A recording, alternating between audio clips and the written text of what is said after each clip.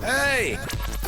This is JJ and Alex. I made a name for myself, I told you I won't be denied. As you wrap up your day, it's time to get your fix of the teams you live for and the sports you love. This is JJ and Alex on 97.5, the KSL Sports Zone.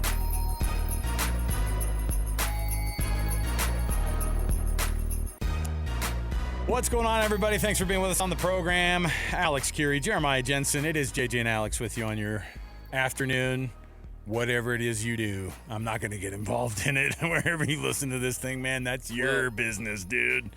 How many dudes out there are doing your Christmas shopping already? Oh, don't procrastinate. Public service announcement here. By the way, if you're telling them right now, this is technically procrastinating. Like, if you ask, like, my wife, we tell each other this lie every August. Let's get it done right now. August. Here we are. Overachiever. Come on. No, that's what we say. Come on. We always say, yeah, this is not reality. Let's stretch it out, and all we have to do is get a couple things. Nobody's doing that. And then, by the way, you know what happens if you do get something in August? July rolls around the next year, and you go, oh, this is in the closet? Oh, cool. Oops. Forgot about that. Okay, that's cool.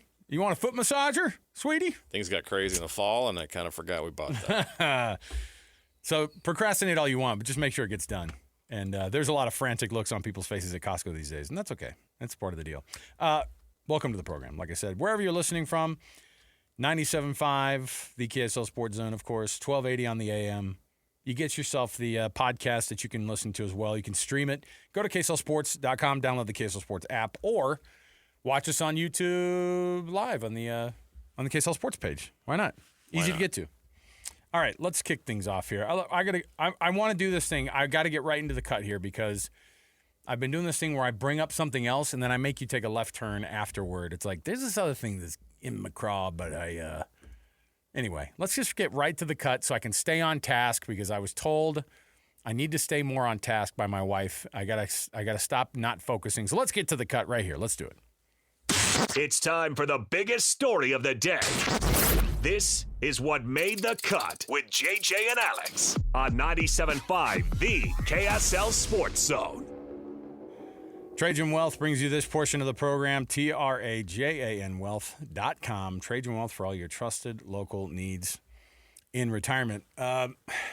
So as the more we get kind of removed from the college football season, the more we kind of, I think, get a good view of what reality is, because then you just have to buckle down and go, all right, when the dust settles and emotions are a little bit more out of it, what is the reality? I think people are worried about the ending of college football. I don't think that apocalypse is upon us because Utah signed a private equity deal. You? Yeah, no, that saved But that football. was a lot of people. No. But that's what I'm saying. Like, it's not. We overreact to everything that's new and different. And the part of everybody cringed with that because you said two words, private equity. Oh, yeah. And I don't think there's very few things in this country right now that have more negative connotation than private equity. And it's a thing that has created its own negative vibe because of what it does to a lot of companies when it takes over. This is a sports talk radio show. We don't need to talk about business. But when you take private equity and you mix it with something that you love, you panic. I made the joke about Keferu. Yeah. Okay. You probably should have kept that. Example. Probably should have kept that one. Sorry about the old that. back pocket. I said it though. It's on. But I get what you're saying. You all know what I'm talking about. Mm-hmm. Okay. Sometimes private equity comes in and things don't get better; they get worse. So, will this make Utah athletics better? Which is exactly what they need to be able to compete and keep the standard they have, or will it make it worse? Which could set that program back years and years and years. Don't feel like there's a middle ground here, to be quite honest. I don't know what that middle would be. Either this has to succeed or it's going to be a massive fail. And so it makes people nervous when you roll the dice a little bit. And Utah's doing this. They're the first one to do it. So, yeah, you're rolling the dice. You're trying to be innovative. You're trying to think outside the box. You're taking the leap. People have talked about private equity in college sports. The Big Ten had discussions. Did they bag that, by the way? Utah and Michigan, or no, USC and Michigan, I think, put the kibosh on that. And Brett Yormark had conversations with private equity and decided not to go that route. Well, for a conference, that makes sense. For a single university that is struggling to be able to fund athletics, and the impact of the funding needs of athletics is impacting academics, I see why they would want to look at that route. And Utah is now the testing ground for this type of a deal. Yeah. And the entire country is watching. I don't have answers. I'm not an expert on this. I don't think anybody really knows exactly how this is going to go. You can predict it if you're a private equity expert. If you know the inner workings of an athletic department, you probably have more insight than we do. So everybody's just kind of putting their faith in the fact that this is going to work for them. We'll have to wait and see. But I like how bold it was to try something new and different and big, because you can't just sit back and watch how things go. You can't go Mike Gundy on this. You can't, or you're going to be left behind. I wonder, too, and with all this swirling around, Utah's getting ready for a bowl game. But there's that thing in the back of your head that you're like, to what degree, And maybe same thing with BYU. Well, they got great news yesterday. today. We got news today that Byrd Ficklin and in Utah football have agreed to terms. Isn't it wild that we had that? I sent it to you guys. I was like, this is the new world we're in. Oh, don't worry, guys. Byrd Ficklin tendered a deal, so I think we're going to be good. We're tendering. According to Byrd Ficklin's agent, we're getting tenderings now. He will be back next year, and him and Utah football have agreed to a deal. This is the new world we live in. I'm okay with it. He was being courted by several P4 programs, even though he's not in the portal. How does that happen? Yeah, I don't know. You're not supposed to be contacted by teams unless you're in the portal.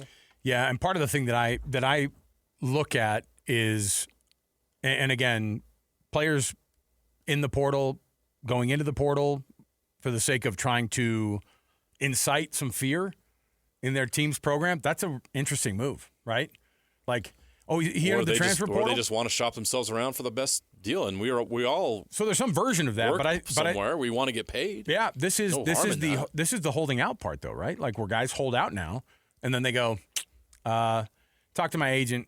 You're in the transfer portal? Why, dude? I'll talk to my agent, and then $120,000 for that, backup cornerback who didn't get as many reps as he thought he should get, and definitely you didn't give him as many reps as he thought. He's asking for more money. And there's actual guys on the team that you actually do have to give more money. Like that, they have to get the sheet out, the naughty and nice list, and go, okay, who we paying? What's the payroll look like? Insane. This is why they have general managers I do not envy that general manager's gig. And yet at the same time, during all of this, teams are prepping for bowl games. And the reality is that here locally, all three of our local teams are prepping for bowl games. And it's three different coaches that I also think have very similar attitudes towards bowl games. I don't think it's paid off as well for Kyle Whittingham because I think you don't get the player buy-in, and that's different in some cases. The Northwestern year, it felt like Utah didn't want to be there, right? Oh, well, the 2019, remember the Alamo Bowl against Texas? It was, and Texas. They lost the Pac-12 championship game, and that was the end of the season. Yeah.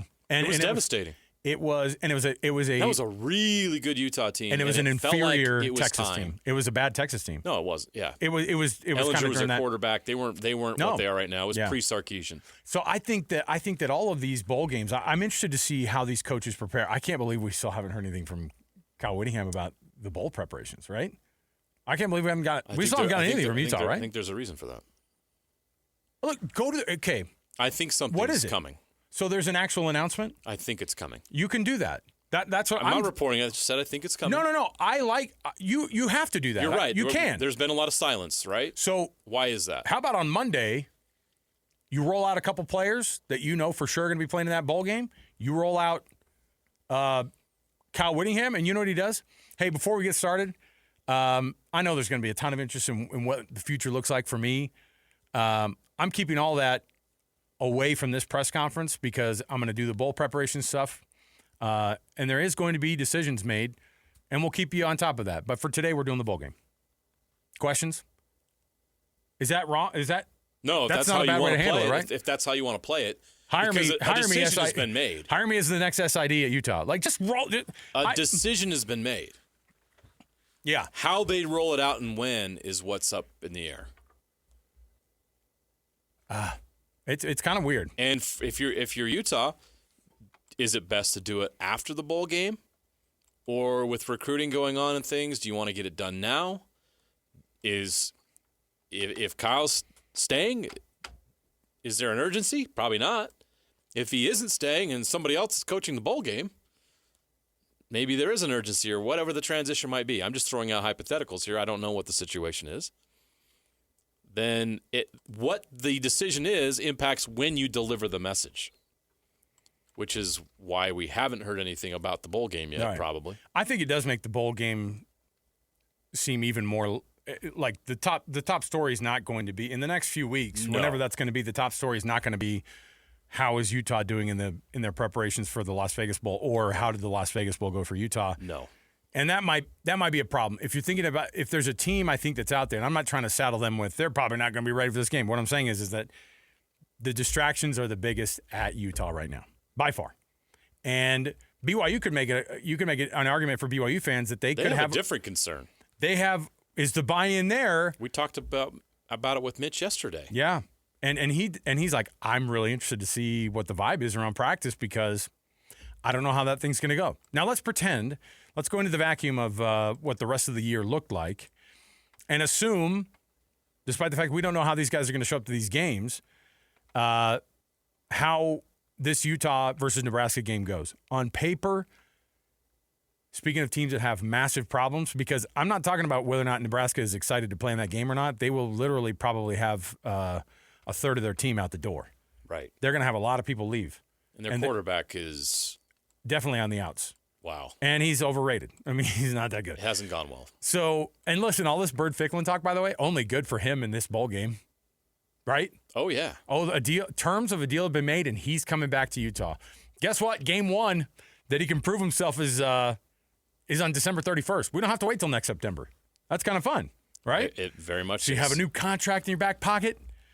Don't let it fall out while you're running for 78 yards in that touchdown. You know what? I'm bullish now on that game for Utah. Well, let me be very clear. Mark me down on this one. Hey, whatever it is, whoever your bookie is, Annapolis, get a hold of him. And however it is you guys do that thing, I'm in on Utah, baby. The situation with Kyle Whittingham doesn't have to be a distraction for the team itself. These guys probably have something to prove in that game.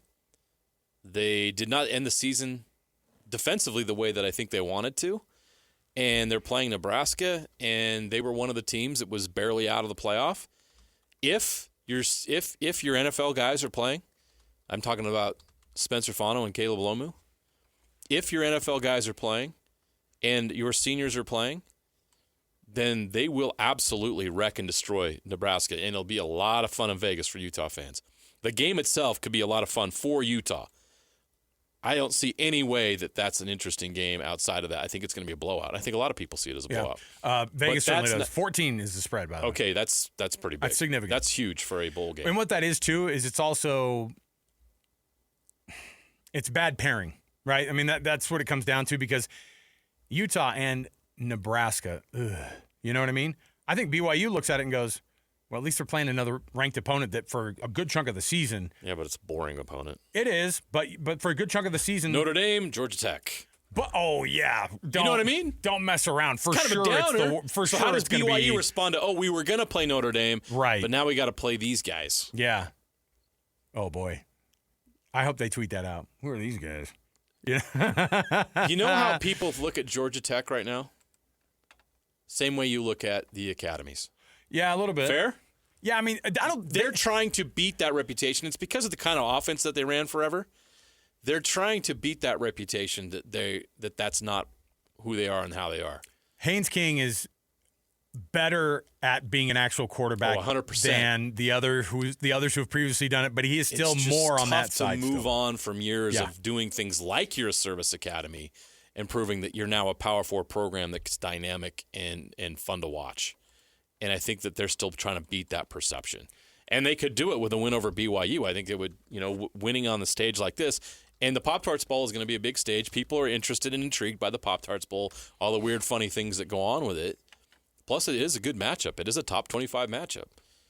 And BYU is going to have to find some motivation and some purpose in that game, or Georgia Tech will take it to them.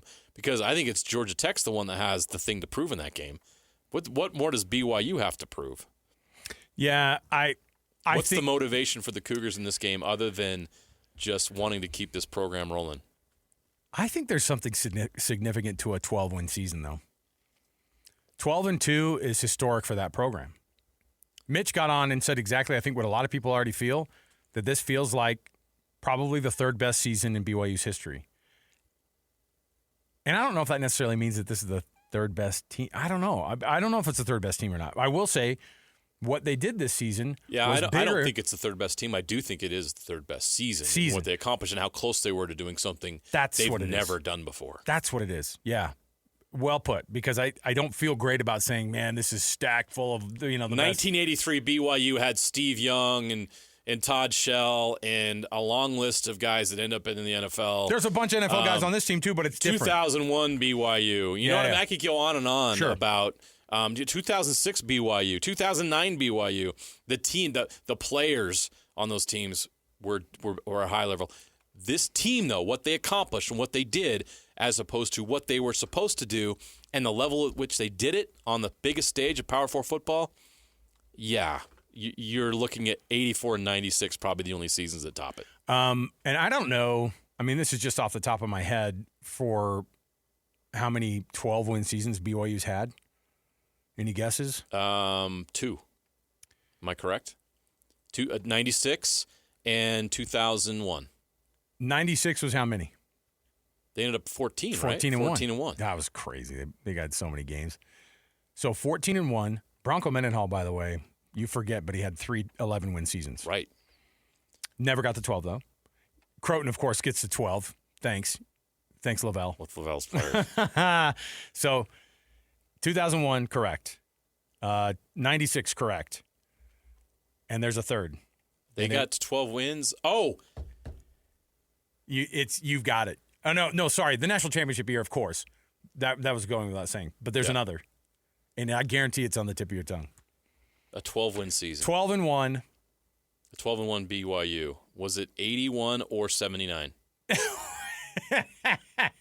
It was 80.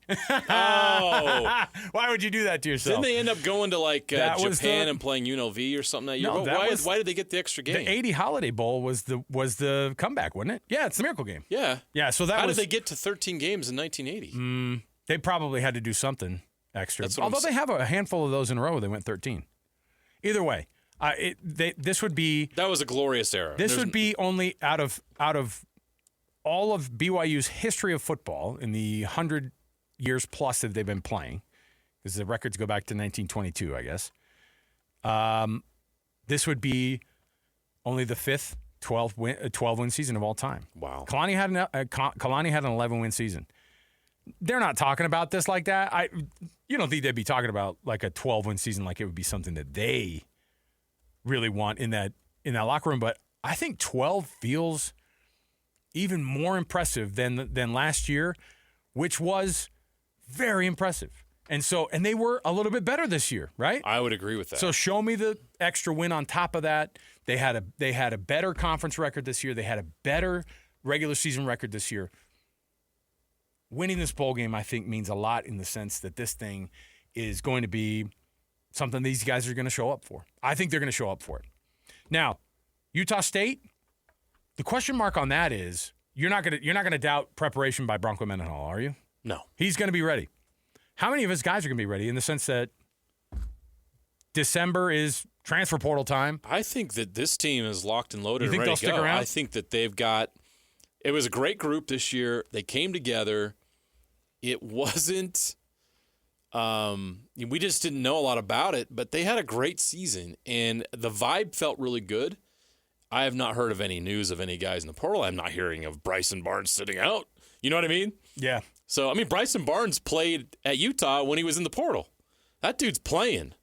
So I expect Utah State to be full strength, and this group, as we know it or go. And I think that I'm very interested to see the retention at Utah State. When we've seen so much attrition at Group of 5 schools, how much retention is there with that Utah State football program? How many of those guys that aren't graduating does Bronco keep in the fold and then add to? That's going to be interesting to watch because I think Bronco's got a good thing going there, and it just feels like a perfect match. And you saw so much growth this year, and they were so close to getting to 8-4 and possibly being in that Mountain West championship game. They should have beat UNLV and they should have beat Boise State. The next step for them is getting over the hump and finishing those games. That's a good group, and I feel like they got a good vibe going there. And I don't imagine that they're going to have guys jumping ship right now in mass like they have in the past, and having to go play some of these games or a bowl game or whatever shorthanded. How's Bryson Barnes' health, by the way? Oh, that dude's so tough. I mean, like, is he a full go though? I mean, he will be. There's no reason why not. I mean, he finished the Aggie game or the Boise State game strong. Yeah, I think he gets beat up and every hammered. game. I mean, I was watching him play the Fresno State game, and he was running the ball a lot, and he was getting pounded, and he kept getting up, and he kept getting up. Okay, this is Bryson Barnes' last football game potentially of his life, of significance. And that dude has given so much to the game, and he's one of the great stories I've covered in this business, going from Milford to where he's at now. The dude played in Rose Bowls. He's from Milford. Is he from Milford? Yeah. What was his occupation? Never heard. I'd have to look that. Can we Google that? What's the family kind of? What did the Prince of Pigs do when he was growing up? I'm not sure. The amount of times that we've had to say the pig farmer. I don't even want to bring it up because we all know. Die. You all know his story by now, so you appreciate how important it is that he plays that one last game. We joke that one last game is the thing that's going to put Utah State over Washington State. I agree. I mean, this guy, he's beat Washington State already in his career. Yeah, and I think that he led Utah to a win over Washington State in Pullman. The night that they pulled the rug out from all of us. That's right. that Cam Rising wasn't going to play. So that's a 6-6 Utah State team, a 6-6 Washington State team. Wazoo just lost their head coach, right? Yes, again. Yeah. So second straight year. Sign me, hey, Annapolis, sign me up with your guy again, for entertainment purposes only. Thanks. You put some cash on the no, Aggies? I told you no. It's for entertainment purposes only. Okay, all right. I actually have no idea how to bet. I mean, I know how it works. I absolutely know how it works. We have some people on staff here that can help you with that. I know who to reach out to. I never want to go down that path. Same thing with fantasy. It would be another thing that would just be a sports stress in my life. We do a sports talk show for a living. We live in the sports world. I literally cannot afford to get involved in that. The house always wins, man. So if we're going to go 3 teams, what's the final record for these 3 teams with these 3 bowls? Famous Idaho Potato Bowl, obviously. 7-6. Hey,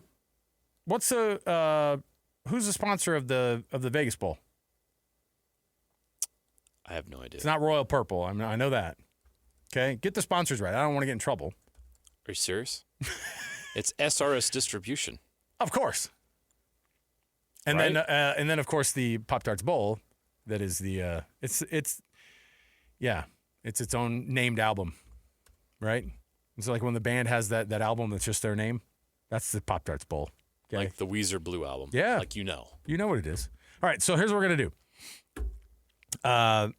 You tell me what you think the 3 teams are going to go. Just give me a record. I don't need to know who's going to win. What their final record is going to be? Don't go through every one of them because we're going to do our predictions at some point. But tell me what this group of 3 ends up, just off the top of your head. 3-0. I'm going to go 2-1. Who's losing? I don't know. Save it. After all we said, I think I know who you think's going to lose. I can come to that conclusion. I actually have no idea. I'm just doing different than you. Oh, you're being a contrarian. Well, no, I just think it's tough. I have no idea. We're just guessing that all these teams are going to be locked and loaded.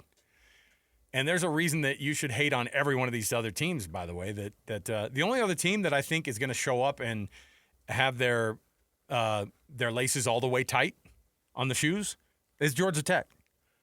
So maybe it's BYU that loses because that's a team that Georgia Tech's going to be one of the – what's his name? What's our head coach's name? Brett Key? Yeah. That guy he's cut from the same kind of cloth that Kalani is. That he's from there. He played at Georgia Tech, so the toughness thing is there. Yeah, Brent Key. He's that dude is showing up Georgia with his Tech team. all the way. He's showing up with his team. Yep. Okay. So if there's a team that I think is that the other team is going to be less focused on, it's the other two games: Utah versus Nebraska, and then of course Utah State versus Washington State. That Georgia Tech game is going to be a good one. I hope it is, because frankly, the bowl games have gotten absolutely stupid. And we'll get to it later, but Yeah. we're losing bowl games now. I hope so. Throw them directly in the trash. Thank you for your service. And then you're done. We don't need you anymore. We'll come back with that around the corner. We've got a list of all the bowls. JJ and I are going to pare them down. And we're going to make sure. We're going to cut some fat. Yeah, look. We don't Times need are tough. It's 2025. We got to hit a budget. Look, it's December 17th. Imagine. You don't have There's to too watch. much waste in college sports. You today. don't have to watch a crappy bowl on TV. Imagine what that life would be like. Don't know. And you convincing yourself, that's kind of a nice game. Oh. We'll get right back to it. We've got more to go. Stay with us right here, 97.5 The KSL Sports Zone. Ladies and gentlemen, The biggest name. You're locked into JJ and Alex. With the insight and analysis on the teams you can't live without. This is 97.5, the KSL Sports Zone. I was just making sure that I faded it well. Good I was job. just making sure that Fife Dog didn't visit us with the FCC ferry. You know? Dog, rest in peace. Annapolis, How's Q-Tip doing Annapolis, these days? you can say the term F-bomb, okay? Right? That doesn't. We know what it is, okay? I know your ears are sensitive. Come on. You All right. panicked in there? He did a little bit. I saw a flash. Okay. I saw his life flash before his eyes for Love 1 that second. song, though. No, great pull. Love A Tribe Called Quest. Here's what we got. I've got in front of me the list of all the bowl games. And interestingly enough, like we've done seasons before where there have been 41. Now, technically, I think with the playoff and everything, we kind of get there, right? But we had at one point where 82 teams were playing in bowl games. 82 teams It's out too of many. the 130 at that point. There's 5 and 7 teams playing in bowl games. And there are 5 and 7 teams that said no. I was hoping that they could have gotten to the 4 and 8 guys. It would have been awesome if a 4 and 8 team they had were to close. accept How many something. teams said no? A ton. So I'm They looking finally at got it like, App State to play what team? It's a oh, bad team. Like I don't Georgia know. Southern But or those are. something. But see what you're saying right now makes my point. Okay. Who are yeah, they Georgia playing? Southern versus App State in the Birmingham Bowl. Okay, and you Gross. you just heard Birmingham Bowl, and you told yourself in your head, have I even ever heard that one? And the answer is maybe not. It may have popped up on your screen in your guide as you're going through looking for something to watch on a December 20th. But the reality is college football has a bowl problem, and they stink. And I thought PK's take on this was actually brilliant because he said Notre Dame did us kind of all a favor. So I'm paraphrasing, but he goes, they did us all a favor. And they declining that invite, they told everybody, yeah, man, you guys screwed up this whole thing. And by the way, we're not playing in bowls because they're dumb. And so when somebody at the very top goes, why are we playing a bowl game? Bowl games are for losers. We just want to be in the top 12. I don't know what you guys are doing. And in a way, isn't that what we kind of want anyway? Aren't we? What are we rewarding people with? And I know that the Bulls have a history of honoring these young men's great seasons, right? But what are we doing here? I'll tell you what it really does. It puts more money in the pocket of ESPN, puts more money in pockets of committees that you didn't even know existed because, I mean, people out there listening, and they go, do you remember the poinsettia there's bowl? people in Montgomery, Alabama that want the revenue from people coming in for the bowl The game. Birmingham Bowl has a committee, guaranteed. And they go around to different games, and they invite teams that are part of the affiliation that they have. And it's a mess. I went to the Independence Bowl in Shreveport when BYU was in it. Do you remember when the The whole poinsettia experience was like, what are we doing here? Do you remember when the Holiday Bowl guys or the Poinsettia Bowls? The Poinsettia Bowl guys were funny because they would show up when Bronco was 5-3, 5-2, because if they won the 6th game, they'd be bowl eligible. Right. And they'd be at LaVell Edwards Stadium in their ridiculous red coats. Do you remember those? In the things? first days of independence. They're I like, do. it's like red velvet coats. These guys walking BYU around. locked in their bowl game in like week 8, and you're like, what Yeah, are we doing and these here? guys, well, they locked it in the year before or 3 years before. Right. When but they when it already became had contracts, official, They did the handshake thing and everything. Oh my gosh! After the 6th win, what a throwaway and what a bad participation trophy, frankly. And if you want, if these guys, look, you can ask them to play 17 games, and yeah, you could say, well, if that's senior, it's going to be his last game. Well, give him another one. Give him another one. No, just because at some point it has to end. You have to stop it. Yeah, the season has to be over. And by the way, what better time to end the season than right before they actually have to do some actual academics instead of making them travel to fill in the blank to try to figure this thing out? Not that it's ever necessarily mattered. How bad? Look, look, if you're listening, you probably really love sports, okay? I love it too. I mean, I'll watch almost anything if I have the time. How bad do we need to see Troy versus Jacksonville State in the IS4S Salute to Veterans Bowl in Montgomery, Alabama on Tuesday, December 16th? Tuesday. The Salute to Veterans Bowl might get a pass for obvious reasons. If there's a charity involved with that, boom, you can kind of stay. All right, we'll do it. But we're going to go through a list of bowls, and JJ, I want you to be absolutely brutal. So a bowl, you're going to save a bowl because of what it's titled? So what if I change the LA Bowl to the Orphans Bowl? You're suddenly okay with that? I know. We're going to bring back the LA Bowl. We're just going to market it as the Orphans Bowl in SoFi Stadium. I think Brett Yormark was an orphan, so that's actually not true. That means a lot to him. Okay. What a great story he is. I don't know if there's a triumph over tragedy. No, he's not an orphan. Here's what we got. I have in front of me all the bowl games, okay? And I want you to just be brutal and just nail these things that we should. I'm ready to cut some fat. Let's do it. Yeah, you're already all over the Salute to Veterans Bowl. So come on. Now I see what you're doing there. All right. I'm fine with you. Oh, and I can't get rid of the Cure Bowl either. No, absolutely not. Don't touch him. Don't get rid of the Cure. Don't touch him. Okay. What? Well, you got a problem with the Cure? Yeah, you can't. Okay. You want to hurt people? Let's start with this one. First of all, you'd never know who's playing. So I'm just going to say keep it or dump it. You just say keep or dump. Here we go. The 68 Ventures Bowl between Louisiana and Delaware. Get rid of that. The Xbox Bowl featuring Arkansas State and Missouri State. Love the Xbox part of it, but the rest can go. Kennesaw State and Western Michigan in the Myrtle Beach Bowl. Hey, Kennesaw State is the Conference USA champion. South Carolina's beautiful. Are you killing it or not? Get rid of it. Okay. Gasparilla Bowl, Memphis and NC State. Those are teams I actually recognize. Still get rid of it. I think James Stadium. I think Gasparilla is another mower brand, right? Because the Poulan Weed Eater Bowl is one of my favorite titles of all time. It's a Poulan Weed Eater Bowl. Gasparilla Bowl out. Now, you have the first round of the college football playoff that happens right around that same time, which actually makes it even more dumb to be able to have those. So luckily, the famous Idaho Potato Bowl is not competing with any of the college football playoffs. Okay. I'm still going. You ready? Yeah, keep going. Washington State, Utah State in the famous Idaho Potato Bowl. Got to keep the Potato Bowl. That's the one you stand on? No, you don't. It's the blue turf. It's a tradition unlike any other. That makes it worse. How? JJ, you and I have both been in person in multiple games at that place. Potato Bowls. So I haven't covered Potato Bowl, but I've been. I'm not a JJ hater. I'm not, but here it is, and here's why. You're gonna do this to the good people of Boise. See, this is some might be listening right now. He was all about.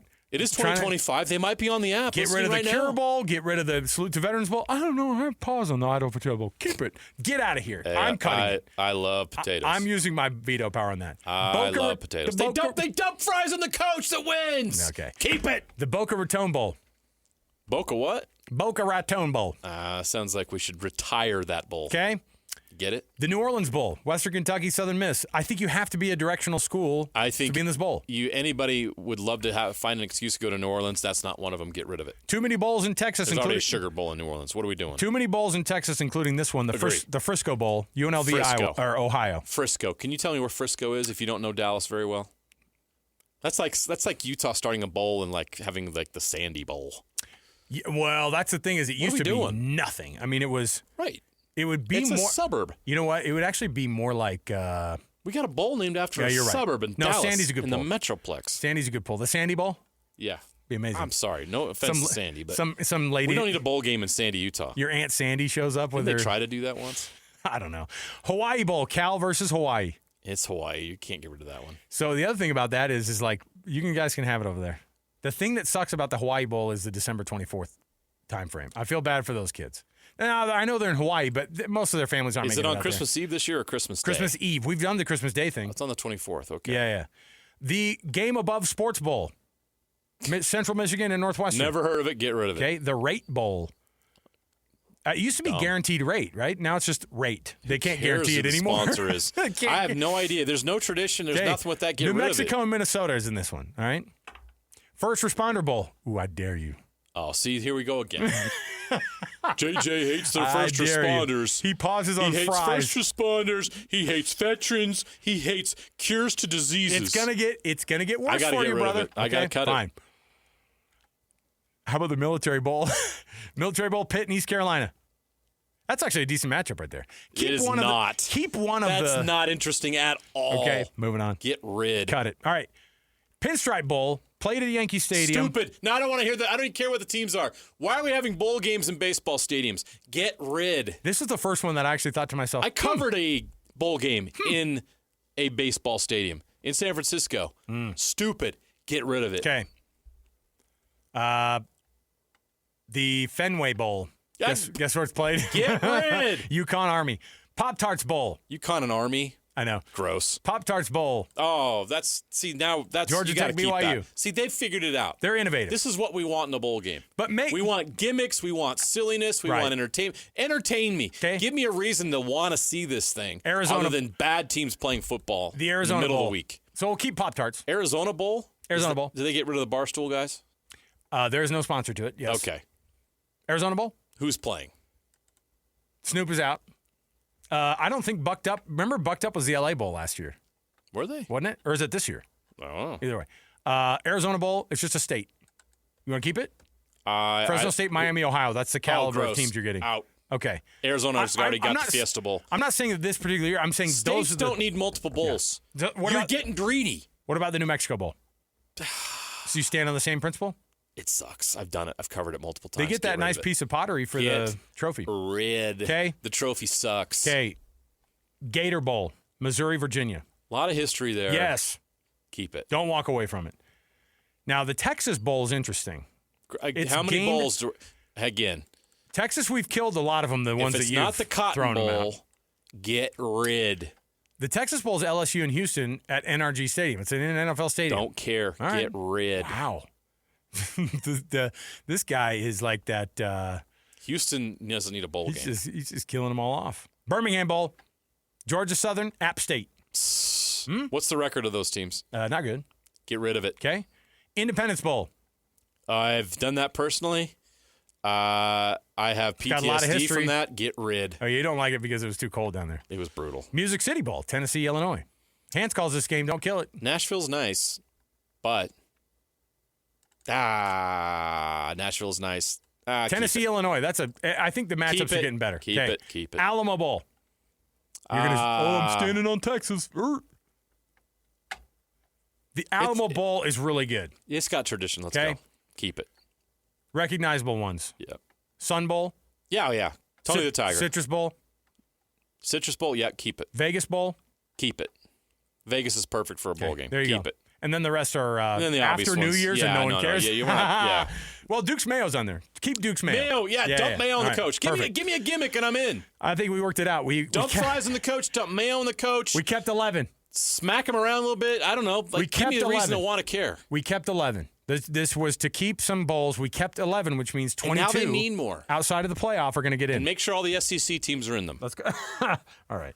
We'll take a break. We'll come back. We have They a are would owned by ESPN. We have a Would You Rather around the corner. Stay with us. 97.5, the KSL Sports Zone. Listen, everybody. Real life hypotheticals to get your brain churning.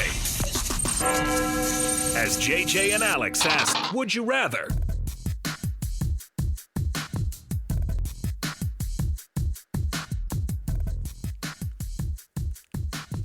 Welcome back, everybody. JJ and Alex, 97.5, the KSL Sports Zone. Alex, Kirry, Jeremiah Jensen joining you every day, 3 to 7 right here on the KSL Sports Zone. All right, we just killed off a bunch of bowls, and I know that some Good of them. riddance. I know some of them had some feelings to it.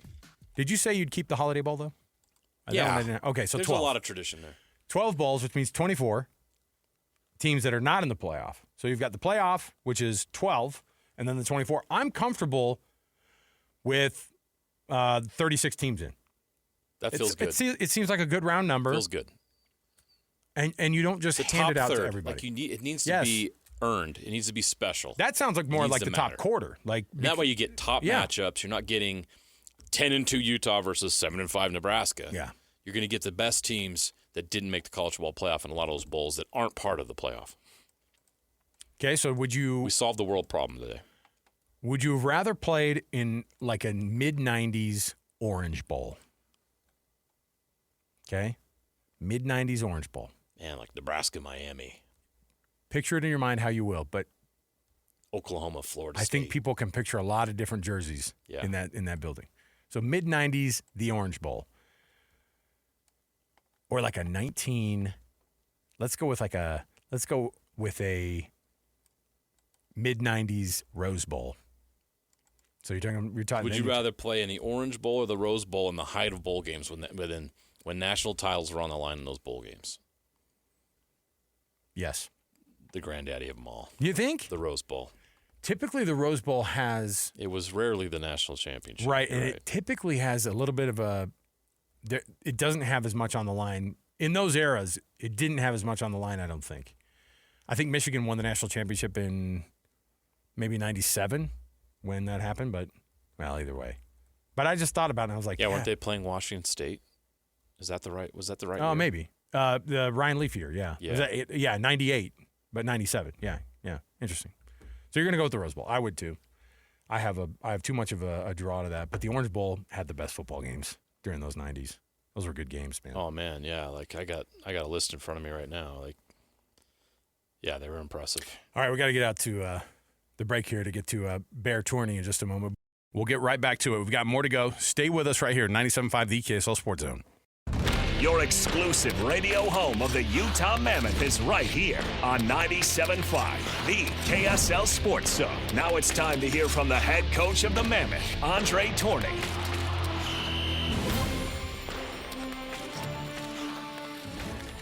Welcome on in, everybody.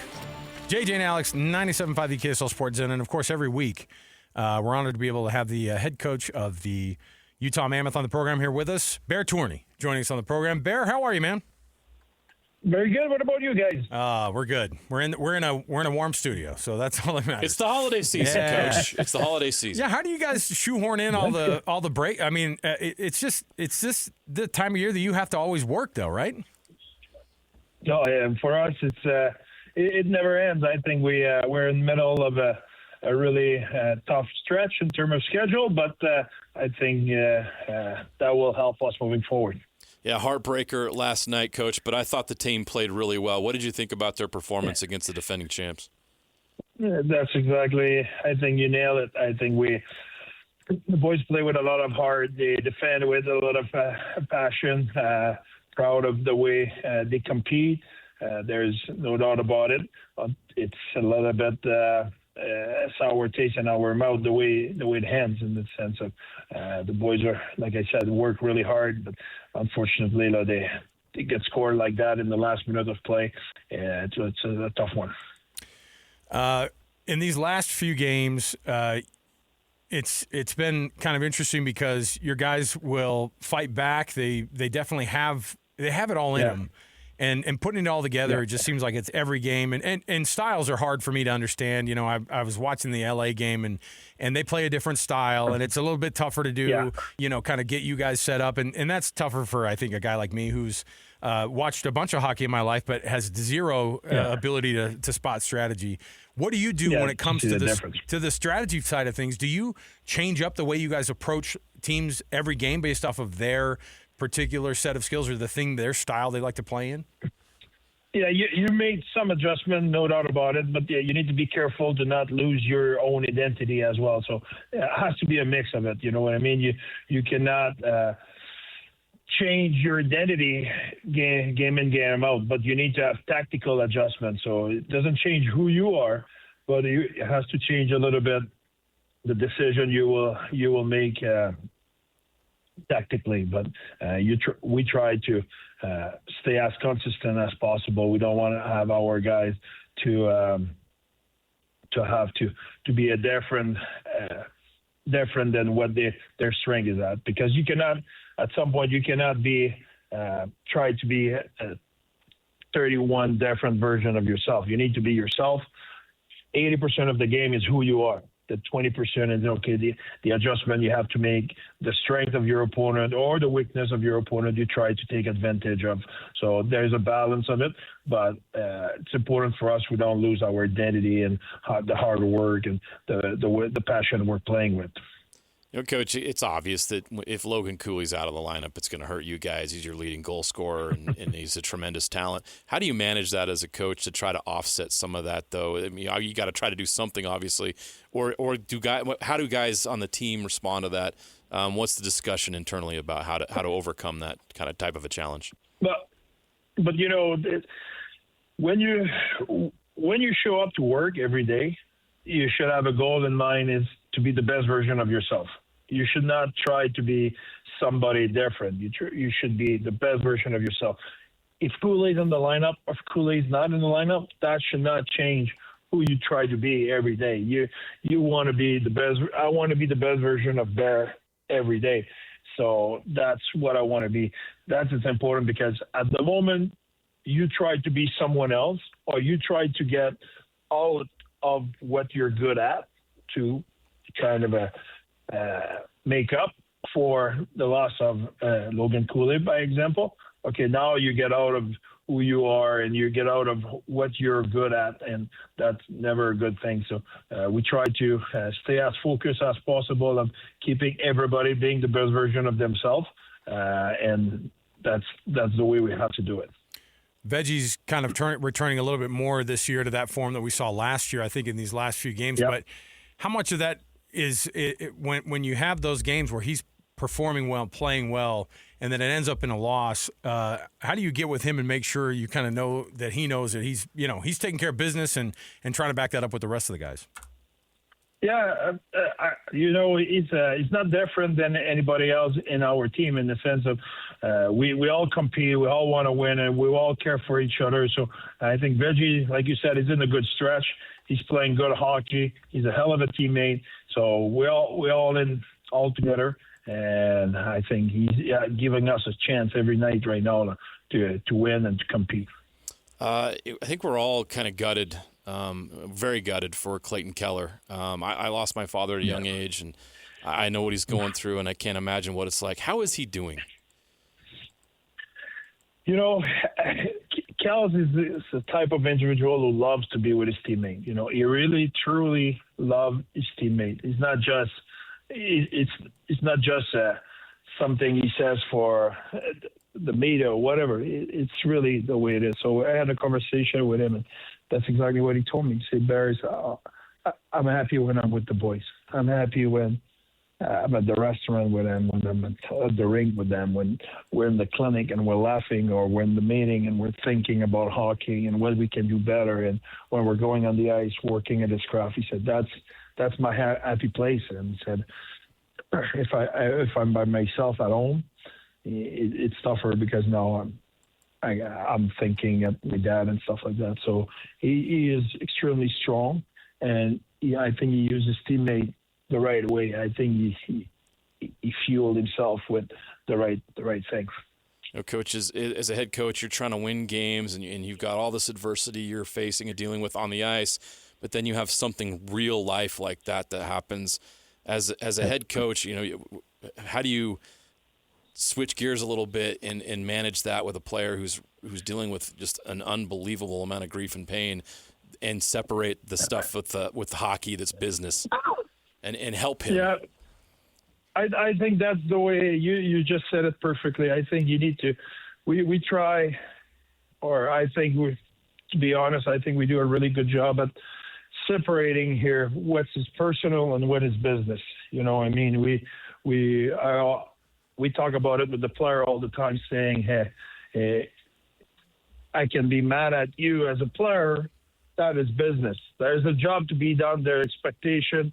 There's thing that has to be done, and it's just business. It's not personal. It's business. But doesn't mad at you as a player, then I'm mad at you as a person. I can be with whatever the player in in the clinic and making joke and having fun and so on and so forth. But 15 minutes later, we have a meeting and lay into him because, okay, that's not good enough. There's expectation in your role, there's expectation in your job, and expectation are not met. And the player needs to understand that. They need to understand, okay, there's the person, which is, okay, if you have anything you need from us on and off the ice, we're there for you. We can have fun. We make the day as with the most energy we can have, but there's a business side as well, which there's expectation. There's a job has to be done, and the expectation has to be met. You know, it's not insignificant, I think, that you guys have gone 0-5 on the second night of a back-to-back. And I know the schedule's that way for everybody, but those games are particularly tough on your goaltenders. They're particularly tough. Well, the whole dang team. I mean, my heavens, you guys are working your tails off. And then this year, to try to turn around and win that second game, it's proven to be, so far, 0 wins. But guess what? How do they figure that out? Because there's just no way that you can, and it's a jam up and it's a congestion of toughness, right? It's a bad schedule situation right now, but kind of everybody's going through it. And so how do you approach those second night of back-to-backs? You look at them like, we already know that we're going to be maybe a little bit like, is there dragging that happens on that second game? We lost in overtime in the San Jose on the back-to-back, and we won in Winnipeg on a back-to-back after playing Minnesota early in the season. The reason why I'm saying that is it's more recently, the last 5 back-to-back we have. Oh, yeah. We haven't won the game. And I think there's a game example in Calgary where we largely dominate the game. Okay, we didn't win. It's a back-to-back. And it was the end of a trip who was especially demanding for just the topic we just talked about. Plus, we were playing 6 games in 9 days. So it's 6 nights on, 3 off. It was demanding. And, but we need to find ways to – because in that league this year, if you go across the league right now, and it's no excuses. It's just everybody has a tough schedule. Every coach you hear, every player – talk about the schedule, how demanding it is, and so on and so forth, okay? But you need to find a way to win games, even if that is, you don't have your full energy, you don't have your A game, and et cetera, et cetera. That is one. 2, if you look at our schedule, I'm listening all those coach and those players talking, we play for the most 3 more games than them, and 5 or 6 more games than them on the road. We play 19 games on the road, if I'm not mistaken. The closest team to it's 17 games on the road, and then it goes to 15 games on the road. So we play 3, 4, 5 games more on the road than anybody else. So we played a lot of games. So there's a level of maybe fatigue, but the other team are fatigued as well. They're tired. They're wearing down. They have injuries. So it's not a league where you can feel sorry for yourself. It's not a league where excuses will help you. You need to find ways to perform when maybe you're injured, maybe you're banged up, maybe you're sick. But you need to find a way to collect points. And we had a few games recently where we played really well, but we did not find a way to get a point or 2 points in those games. And that is what we need to turn around. Byrd Tourigny, head coach of the Utah Mammoth, joining us here on JJ and Alex as he does every week. And going through a tough stretch, Coach, we appreciate you coming on with us. I did want to ask you one thing about Bill Armstrong comes on one of the other shows during the week as well on our station. And what kind of conversations have you and Bill had during these tough stretches? Because that's a guy who understands, the on-ice stuff too. And I would think that'd be a resource for you to lean on. And maybe he's got, I don't know, what are those conversations like with your general manager? Oh, we have a lot of conversation every day. We beat up things we need to be better. And, because there's always a list of things you can be better. It's a bad comparison, but it is what it is. You look at your house and you can list 10 things. You say, hey, we would like to improve the house by this. Those 10 things. but you have to put priority. Okay, what's the most important? What's the first thing we need to do? What's the second thing? That's our daily conversation. We arrive and we talk about the game, and we say, okay, here we need to be better at this. This players need to be better at that. Oh, as a coach, I need to be better at this. Our system, we need this adjustment. Oh, mentally, here, why we have that hurdle or whatever. We talk about all those things, and then after, the most important exercise is, okay, what's the solution here, and what are we addressing? Because you need to be 80% solution and 20% problem. If you're 20% problem and 20% solution, first, you won't make it, and second, you're probably the problem. So it's important. We bring all the problem in the morning. We say, okay, well, those are the things we think we need to improve, and then we need to be 80% solution. Now we beat up solution. We find a way that, okay, what can fix that? And now we say, okay, what's the most important we need to address right now, to fix right now? And then we go to the next one, and the next one the next day. But we cannot fix 8 things every day. That's just impossible. Yeah. If you have too many things, it's like having nothing. Bear, we appreciate it every week, man. Being able to have these conversations, it's good for us to be able to catch up and see where you guys are at. Tomorrow, back at home, Seattle Kraken coming to town. Good luck, Coach. We always root for you guys, and we really appreciate you coming on the program. Thank you, guys. Thanks for having me. Have a good one. Thanks, Coach. A similar record, by the way, the Kraken. Yeah, there's a big glob of those Western teams in that wild card hunt. But they're in a similar situation because they were kind of a surprise start to the year a little bit, where they were kind of like the Mammoth, they've come back down to earth. Yeah, I mean I think they were pretty shocked. They gave up 9 goals last Thursday to the Oilers. 9 goals. Wow. So yeah, they've lost. Let me see here. Do you know what Utah's record is since that 7-game win streak? What? 6-13-3. Yeah. They've lost 7 of their last 8 one-goal games. Heartbreakers over and over and over and over again. So you know what's happening tomorrow? So the Kraken they've lost 8 in a row. Wow. I want to send them to 9, baby. I always love the idea. 2 teams coming in, they're both on losing streaks. The Mammoth are due. I think those guys are feeling it, right? Like the Kraken have won. They won their last one, right? Oh yeah, no, they did beat the Kings. They were on a 7-game losing streak, and they won in overtime last night. You're right. Listen, they're on a 1-game win streak. Either way, Mammoth are hoping to break this last one, but yeah, when you talk about having 4, 1 win, 3 in terms of losses, you're 1-7 over the past, and then like you said, over 22 games, you've won 6 of them. It's a bummer. And again, we put a lot of it up against the 7-game win streak. You know, they don't have a lot of those in the league, and they don't come by very often. What's really tough is the team doing well, and then they'll just – I can't believe how in hockey the response after a goal is so critical. Have you noticed, too, like at start of games, it's furiously fast, you know? And you see goals scored in the first 90 seconds of games all the time.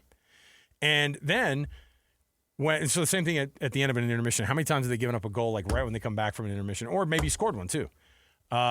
It's happened a bunch, and so like responding to that flurry is kind of crazy because if you're down 1-0 and it says 18:40 in the first period up on the board, it's like they have been in that scenario trying to fight back in on a game. I mean, last night when it was 3-1. They finally equal another one out and they get it, and then they get that third goal and you're 3-3. 50 seconds left in this game. Are you playing to just go to overtime, or are you trying to win this thing? Because it felt like they were floating around and just trying to kill that time, and then we're going to get to overtime and finish the job or something. Instead, you had a Panthers team that's pretty down. A couple of their best players injured. It's a great team, but, you know, they're not putting it all together. And a road trip like that or like this that they're on right now is a long one. And they wanted to win in the last 50 seconds, and that's when they scored. So it was a bummer to watch. But I'm interested to see every week how Bear reacts to this. He's kind of the water off the back of the duck guy, you know. Has to be. If you start wearing these losses as a head coach, and I'm glad, you asked him about the meetings with Bill Armstrong. I mean, those are not easy discussions they're having right now, and It's easy when you're winning games. If you're winning 2 out of every 3 or 3 out of every 5 games, you're in a good spot. When you're doing what they're doing right now, which is, like I said, 6-13-3 over your since that win streak. There's tension in the building. There has to be.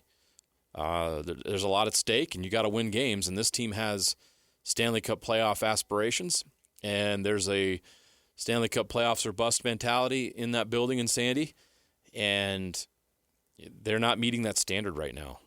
6-13-3 isn't going to get you there. They got to turn some things around here. They've got to get better.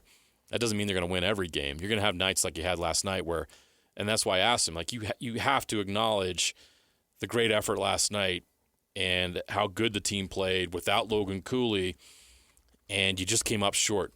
The Panthers had a nice bounce there at the end. It was just timely, right? They just happened to have that scenario play out that got them that goal in the last minute. They win the game. You tip your hat, 2-time defending Stanley Cup champs. What you can't have are these nights where, like against the Kings, where you fall behind 2-0 in the first period in front of your home fans. The team doesn't look like they're locked in, and you're just like, what is going on here? This doesn't look good. You can't have those nights. And this team has had some of those nights. And that's when you're frustrated, and that's where the fans are frustrated. When they see effort like they did last night, win or lose, that's the one thing you can control. And there's been too many nights this year where you don't feel like, and it's a subjective thing. From fans and media, we see things differently than the guys in the locker room. But from our view, it's like they just didn't have it that night, or they didn't play very well, or they don't seem locked in, or whatever it is. They don't look like themselves. They don't look like they did last night in games. There's been too many of those nights since that 7-game win streak. And that's why they're in the position they're in right now. But it's way early in the season. We're only in mid-December. The schedule's been weird, as you mentioned, because of the Olympic break. They've had a lot of road games. They're going to have a lot more chances to play at home than road for the rest of the year. Plenty of time to figure this thing out. Got to get Loogan Cooley back. There's a lot of reasons to still be very optimistic. I'm still buying stock on the Mammoth this year. Just right now, there's just a lot of questions and concerns. And you can tell, and it wears on Bear, and it's on his mind. But you're right. You kind of just have to let that go. You can't change what's already happened. He's got to move this team forward, and he's the leader. He's got to make it happen. That's his job, and that's his charge, and the pressure's on him to do it. So we'll see if he can get it done. There's this article that came out, and I thought it was a little bit BS-y because having the conversation about Utah's attendance is really hard. Have you seen the people ripping on – because Utah's why last in the league in attendance. Okay? Well, we know why. I know. That was in like the 4th paragraph on the story, which is like, really? Oh, yeah, by the way, they have a little 12,000-seat stadium. But they also there's like a picture that was taken where there weren't very many people in their seats. Have you ever been to these games when the second intermission fires up? Yeah. Have you been at an NBA game and the third quarter fires up? Is there anybody in their seats at the start of the third quarter in an NBA game? Listen, I've been to... The beer line or the bathroom line are really long. I've been to 3 home games across the street here this year, and I haven't seen one that wasn't jam-packed or near jam-packed. And this article, definitely not written here, is basically making the assumption that did the NHL make the wrong decision? And I was like, what are we talking about? Who wrote that? Who wrote that? And how ignorant are they? Do they not understand the current situation with the Delta Center? No, they put that in the article, like I said, like in the 3rd paragraph. Why would they write it? Or then? they did it they did it in like a parentheses. It's a national guy. I want to know. Like, no crap, I think bro. They got me then. Clickbait. Napola says, he goes, you fell for it, dude. Yeah, hook, line, and sinker. They physically can't put more in the building. They put that hockey thirst trap story out there. The bar is packed as much as it can be right now. I know. They're working on it. Yeah, it's easy to go, hey, man, they're losing some games here. And then an article comes out by some guy who probably lives in Phoenix. And it was like, right? Did they make the mistake moving from Arizona? I'm like, by the way, you know what their attendance was at that 5,000-seat stadium? Not like 5,000. 2,100. Not 5,000. Anyway, I hate that. It's like it's beneath us to have to try to explain to people, is the Delta Center getting filled up with fans? We're like, Do you know what happens here in the state of Utah? These fans show up, man. There's only so many seats right now. Yeah. Do you remember they had the temporary They'll seating? have 17,000 here in a couple of years. Relax. Yeah. Do you remember they had the temporary seating for game one? And they jammed in 16,000 Right. somehow, and they couldn't do it. They would not be allowed to do it the rest of the season, right? But I know it's a struggle, but you know what? It's still, I mean, Frank, JJ, is this the hottest ticket in town still? Oh, 100%. Has to be. Just look at the prices. Yeah. Oh, yeah. Supply and demand. Well, there's nobody in those seats. Probably free. Let's go get them. Oh, man. Look, and you're never going to get 20,900 like the Canadians, but that you're not going to have a 20,000 seat arena here. You don't need that. You're going to get middle of the pack attendance. It's not the number. It's is it half empty? Like where do we judge here? I don't know. It was just it was interesting that this was brought up like this week in the midst of the team struggling. Winnipeg has a finished arena. They get 14,000. But you don't think Winnipeg gets incredible support in Winnipeg? You talk about the only ticket in town. Right. So are we writing stuff about Winnipeg's attendance because they're second to last? Their average attendance to would mean be that like this is what a disaster. We should get rid of hockey in Winnipeg. No one's showing up for the games. Is the NHL concerned about the Winnipeg Jets and whether or not the fans like hockey in Canada? No, San Jose is in the Bay Area and they only get 15 too. Where's the Sharks article? Should we move the Sharks? No. Come on. All right. Stop this stuff. See, now I got grumpy. Attendance. I came in with a good attitude, Annapolis, and then you kind of ruined it. I'm just kidding. It's strays over when here. someone starts writing about attendance, they got to do better. Whoopity-doo. Here's what we got. We'll come back from the break in just a moment. We've got lots to get to, including let's get to that Byrd Ficklin story. This is not something we're used to seeing. The type of headline that I got hit on my phone this morning, I went, whoa, this sounds all grown up. Byrd Ficklin, staying or going? We have somewhat of an answer coming up next. 97.5, the KSL Sports Zone. Your home for the best coverage of the Jazz, Utes, and Cougars is right here on the Zone. This is JJ and Alex on 97.5, the KSL Sports Zone. All right, everybody, welcome back. JJ and Alex, 97.5, the KSL Sports Zone. Alex, Kirry, Jeremiah, Jensen. Thanks for being with us on the program. All right, if you're listening for the keyword to enter to win the Utah Mammoth tickets, this is your time to do it. I get to give out a keyword, JJ. You ready for this? Do it. Seattle Kraken, coming to town tomorrow. The keyword is cools. It's kind of a bummer of a keyword. That's us sending good vibes to the universe with it. Keyword is cools, like Loogan Cooley, the short for Loogan Cooley, cools. Just go to the contest page on KSLSports.com and enter the keyword, and you'll be entered to win. KSLSports.com. Enter the keyword cools, and you'll be entered to win tickets. You have all the way up until 5 o'clock. Let's get this thing going. I'll remind you again next break. We have a short time on this. We got to get it going. Cools at KSLSports.com. JJ, you hit us up early in the morning with a text on our group text about what we're going to talk about on the show today, and this is not wording that I ever thought we just keep getting surprised more and more by the things that in the world of college football that just sound like professional sports now. I mean, it is that though. I was on a radio show somewhere. I think it was I went on with the Texas Tech team and they were talking about, or a Texas Tech like radio station and they brought up the money side of things and Kalani had just extended and it was right before the Big 12 championship game. And they were like, is this professional sports? And I was like, well, yeah, they're getting paid lots of money. In fact, it's probably, where would it rank in terms of like actual, what rosters in other leagues are more than $20.5 million? That's the full athletic departments, but that's just the low end of the actual like revenue sharing part. Then there's the actual NIL stuff. I bet college football, it'd be obviously behind the Big Four, but then it's probably going to be one of the biggest, just by payouts, sports in the country.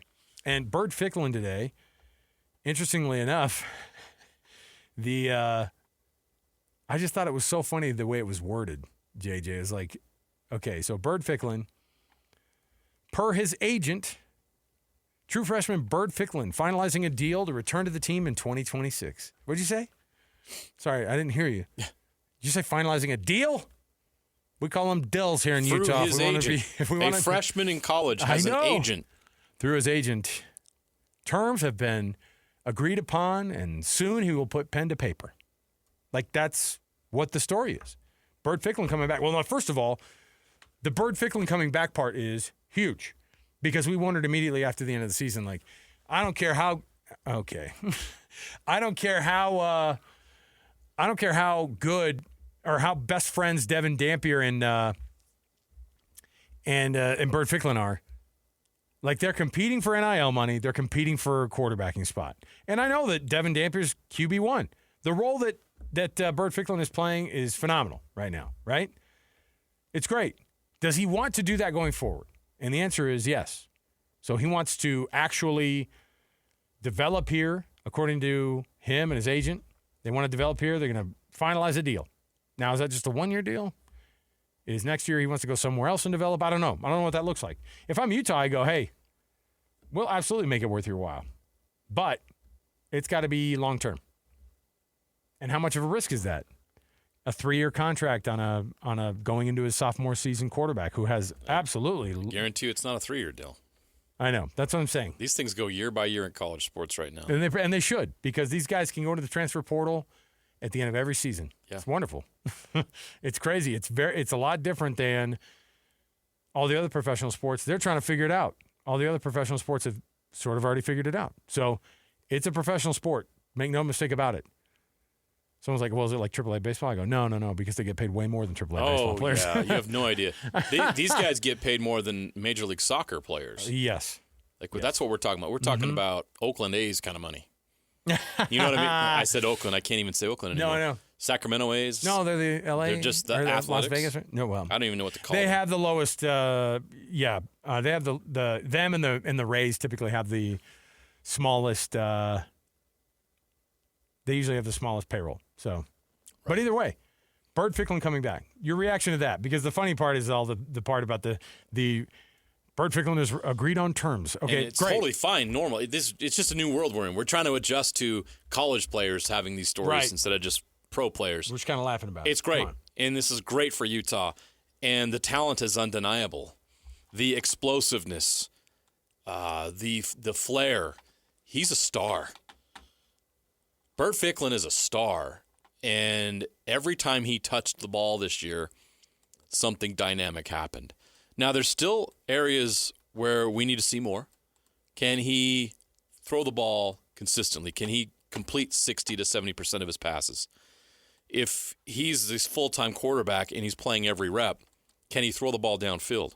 There's a lot of unanswered questions there, but his dynamic play in the RPO is undeniable. His explosiveness and the plays he made in the run game were sensational, and it started from day one. Remember game one? Oh, yeah. Like you saw this kid go in the game, you're like, okay, who's this kid? And he kept playing. Every time he you're expecting, that's cute. They put him in a couple packages. That's cute. But he kept coming in and making play after play after play. You're like, wait a minute, this kid does not look like a freshman. He's not making freshman mistakes. He's very decisive in what he's doing. He's very confident, and he's doing it with flair. This kid is special. So locking in Byrd Ficklin is incredible because how many schools get a kid potentially for 4 years at that position? And that's what we're looking at right now is the possibility of Utah having that kind of continuity at the quarterback position moving forward where I know he's not the starter this year and may not be next year. How they deal with that dynamic is to be determined. What's Devin Dampier's future at Utah? I'm all signs I've heard, everything pointing to him coming back and everything and these two guys being, I don't know, Batman and Robin, whatever analogy you want to use as far as a dynamic duo goes, they can be that. They got to feel really good about their quarterback room right now. Yeah. So it's exciting for Utah to have both of these guys back to see if they can continue what they started last year or this past season, because this offense was something we haven't seen at Utah in quite some time. They have to prioritize the quarterback position always, obviously, from the money standpoint. Because It starts there. Somebody was you like, gotta have a quarterback. Somebody's like, multiple. he's taking money from Devin. It's like, I don't think so. He's taking money from, but it has to go somewhere, and it has to come from somewhere. And you can't afford when you find a talent like this. Yeah. If you're Utah, you can't. This is why they're doing this private equity deal. You can't just watch that kid leave after 1 year. They've had that happen. Yeah. How many guys did they lose last year? Like Utah's losing kids to the portal last year, like starters. Like what? Do you remember at the beginning? You gotta keep those guys. Do you remember the beginning of the year, like Bird's playing, and he's getting like his second or third game, and the media's like, well, we'll help you handle this, Kyle. Like, so when are you going to sit him for his red shirt? Imagine if he would have sat for his red shirt. Think about those last, 6 games. And remember, Kyle's like, oh, no, this guy's playing. Remember the Colorado game? Yes. And it's like, just think about how crazy it is that this guy made this much of an impact as a true freshman. And by the way, BYU's quarterback did the same thing, right? Where it's like, I did not imagine that a quarterback could do this as true freshman season. However, imagine if they would have redshirted that guy. And Kyle Whittingham's like, but interestingly enough, too, like, you know what? Guess what style of offense Utah's going to be running next year? Yeah. Hit repeat, because it works. This offense has an identity, and they have quarterbacks that are a perfect fit. Now you just got to go out and get receivers that you can throw the ball to downfield. That has to be a priority. Oh, this old discussion again? And what happened in the 2 games they lost? Couldn't throw the ball downfield. Yeah. As soon as you play an elite defense that can slow down your run game and contain the line of scrimmage, how are you going to beat teams? You need to be able to stretch the field to open things up for your run game in between the tackles. Yeah. And against Texas Tech and Utah, and BYU, they could not do that. That's the next step for this offense. They've got to go find guys that can stretch the field in the pass game. All right, here's what we're going to do. We'll take another break here. So Byrd Ficklin's back. Well, they're close to tendering a deal with true freshman quarterback Byrd Ficklin. I said this earlier in the show when we were talking about these bowl games. Byrd Ficklin getting a deal done, that guy's going to show up with bells on at that bowl game, man. All the more incentive to watch Utah play in that Vegas Bowl. And he puts his name on the line, and money, presumably, will either hit the bank account pretty quickly or it'll take till maybe the next academic year. No. Utah fans, that is one guy you can count on seeing in that game in Vegas. Yeah, he's showing up. He wants to prove himself immediately. So that's my reason that Utah would have an edge in that game, aside from the fact that Nebraska is an absolute friggin' mess. But there you go. I'll take a break. Before we do, it's that time of the week for us to be able to roll out for you our Hercules Hero of the Week. I've got it right here with you. And we get these nominations, by the way, at KSLSports.com/contests. And then every Thursday we read these off. And then the winners get both a $200 gift card or $200 credit to Beehive Meals. And then they get $100 from Hercules Credit Union. So there you go. This week's winner, Jared Johnson. Here's the nominating letter. Jared is a hard worker. He spends off hours working on tasks as a shop steward at work to get problems corrected between employees and management. He's a great father, husband, someone who trusts and cares about you, and he cares about the local sports, of course, as well. So there you go. Jared Johnson is the winner of the Hercules Hero of the Week award this week. There you go. Congrats, Jared.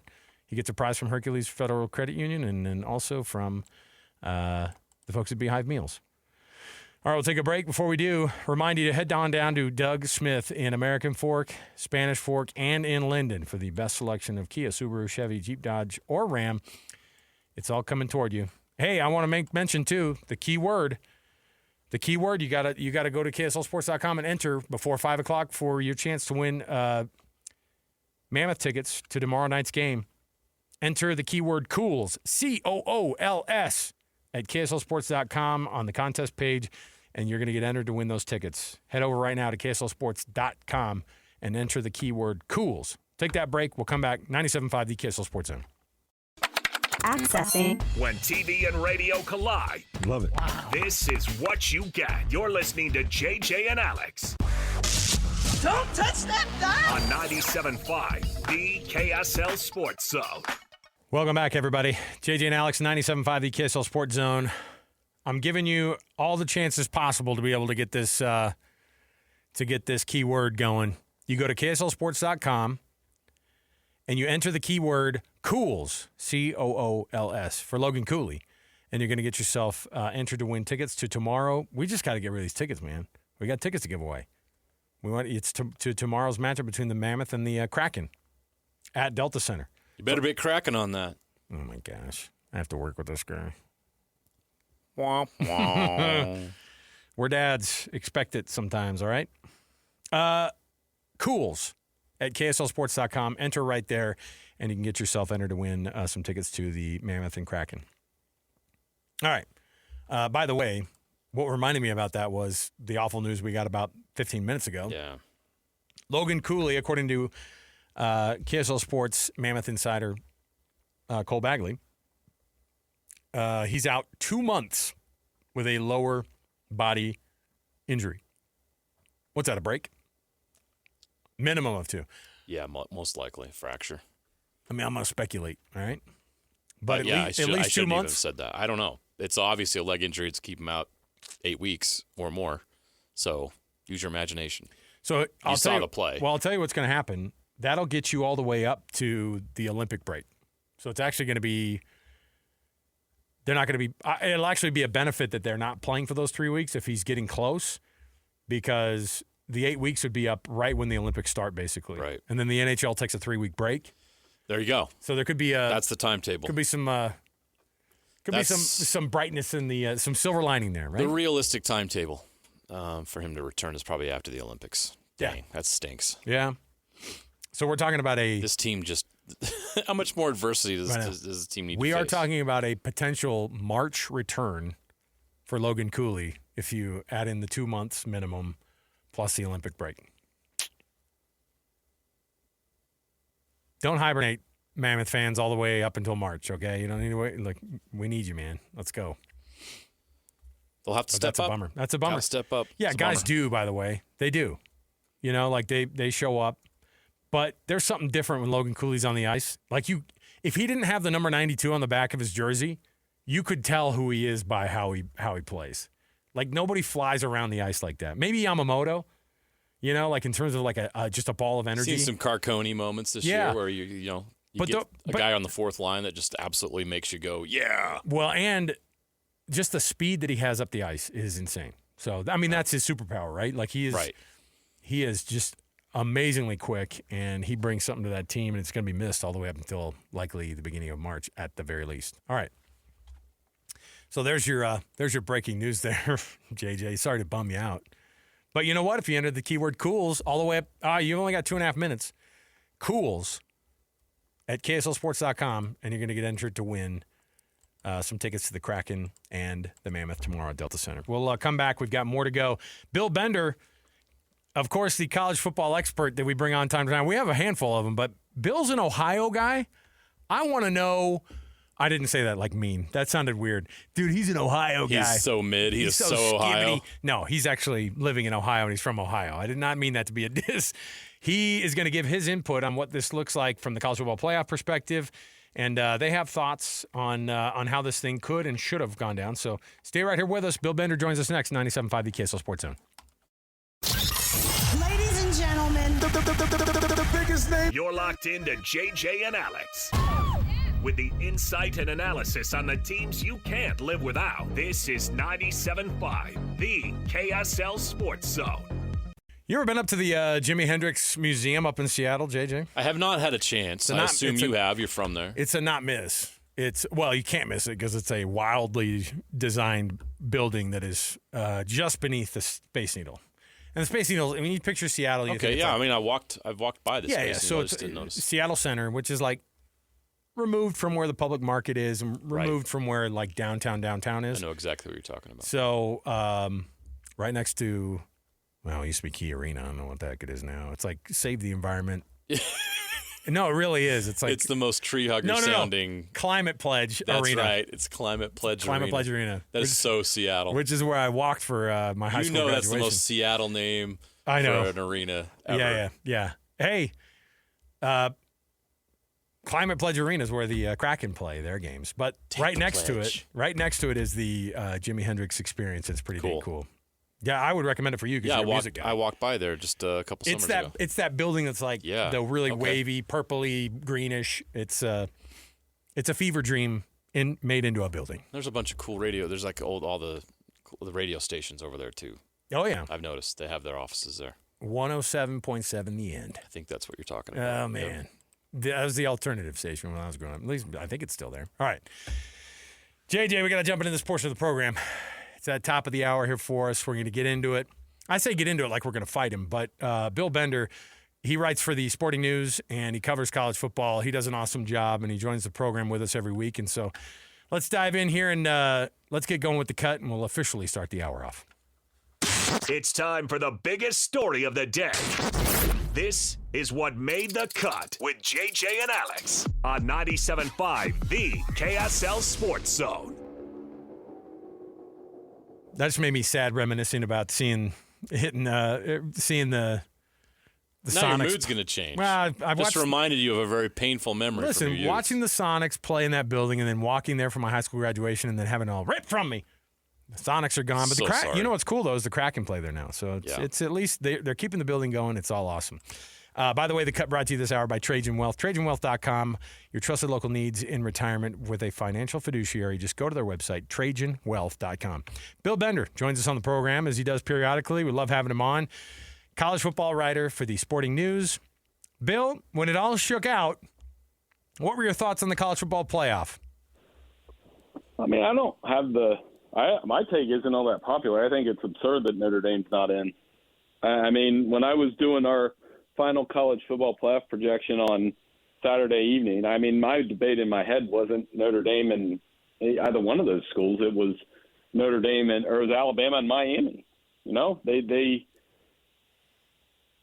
can't justify putting Notre Dame, Miami back to back and saying this is why we put Miami, because you had Notre Dame ahead of them the whole month. The committee boxed themselves into a corner. And quite frankly, Alabama didn't look like a team that was a playoff team. And I know they went to a conference championship game, but you don't get extra credit for failing the test. No doubt. And now everyone's speculating, well, the ESPN and the SEC, there's business interest in this, right? Why did Alabama not drop a spot when they lost a championship game? BYU dropped a spot for losing to Texas Tech. What's really the difference here? How much of that do you buy into?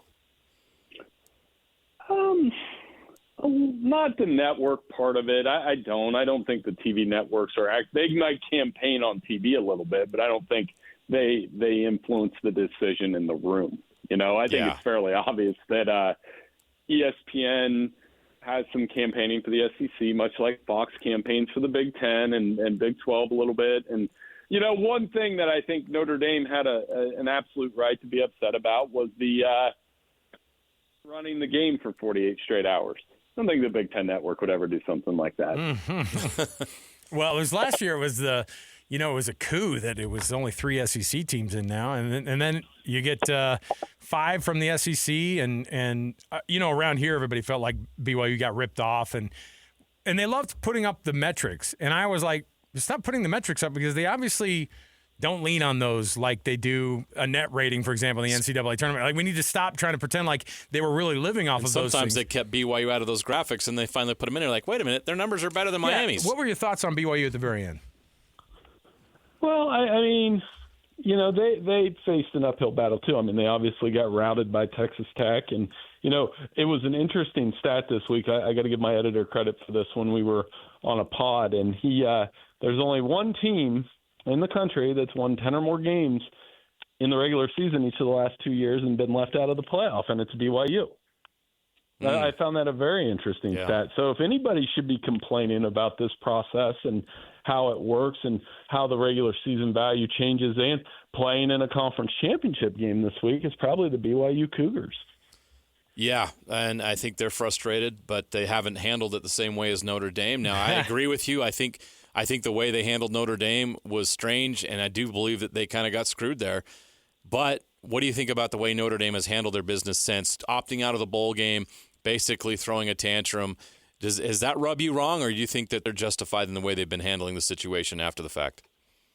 I don't mind it, but it has to have a purpose. So if they don't want to play,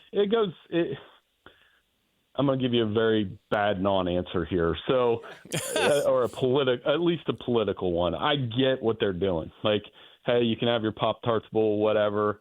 We'll sit this one out, and it's kind of like an informal, formal protest of sorts, and saying, we're not going to play on ESPN, and that's part of it.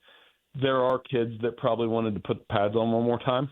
It does disregard them, or maybe they're not. Maybe some of those guys were like, yeah, we're not doing that.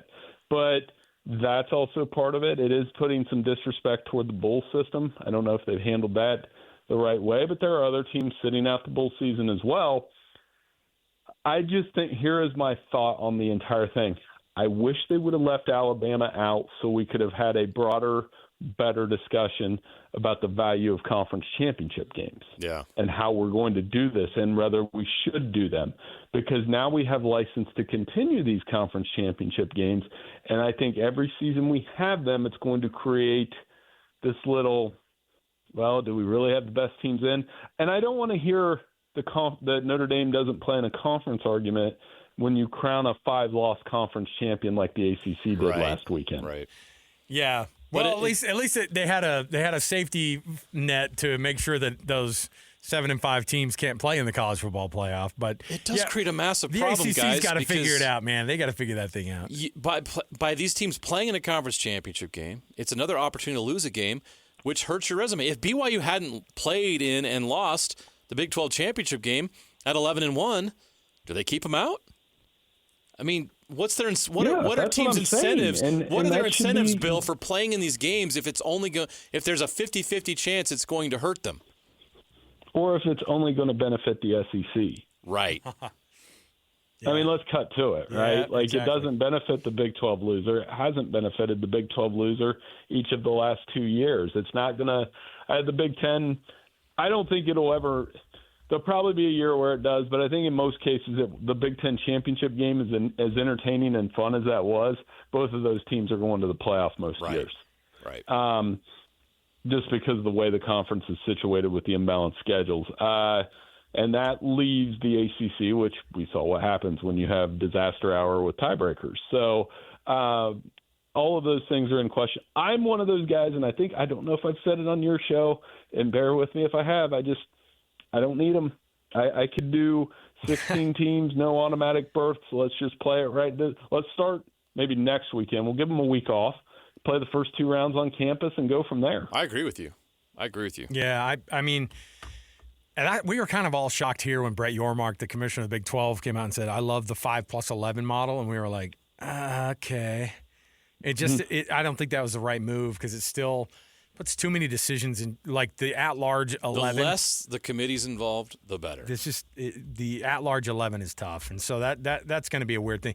Hey, I mean, the details have gotten more and more weird as this Sharon Moore firing at Michigan has kind of taken shape, and it sounds like it's just a massively. I mean, it's a very complicated situation. We do know that he's not going to be the coach there. He was fired for cause. From the actual football standpoint, how on earth does Michigan approach this? Who would even be available at this point that would be the caliber of a coach that could go to Michigan right now during maybe the worst time to try to hire a person? Well, exactly. Well, I'll start on the Sharon thing. I don't want to speculate. When you hear the phrase inappropriate relationship and everything that's resulted from that, it's an ugly situation. And I'm honestly glad it's not more serious and more people weren't hurt, you know what I mean, than what happened. So, the thoughts with the families there. Football-wise, here's the thing. I think the name that you're hearing over and over again is Kalen DeBoer, which here we go again. It's like Lane Kiffin Part 2. No. What if – I think there should be interest. I think that when Harbaugh left 2 years ago, Kalen DeBoer was the best fit for the job then. They tried to continue the Harbaugh era with Sharon, backfired. They need to make a clean break from that. They can't hire Jesse Minter. They've got to hire somebody. The 2 names that will be the most popular and I think are best fits are Kalen DeBoer and Brian Kelly, believe it or not. Brian Kelly knows he's coached, even if it's not a great hire, he's coached it to major programs where they have the expectations that they do, like Michigan does. So and he's won 10 or more games a lot of times. So maybe he's the guy. If they can't get those two, I think they would look at a Jed Fish at Washington, who coached at Michigan. I think they would look at, like you said, because we're so late in the cycle, that could mean Dan Mullen. A guy like Dan Mullen, if he wants to coach in the Big Ten. He's done a very nice job at UNLV in his first season, and I just can't picture him coaching at UNLV forever. Yeah, I don't think anybody can. That was kind of a bounce back, right? Well, it's crazy. You're right. There's not like that slam dunk name out there, unless they can go get Kalen DeBoer and pry him away. Would DeBoer be that unhappy at Alabama with the pressure and the expectations that he's been having to deal with there the last 2 years following a legend? I don't know.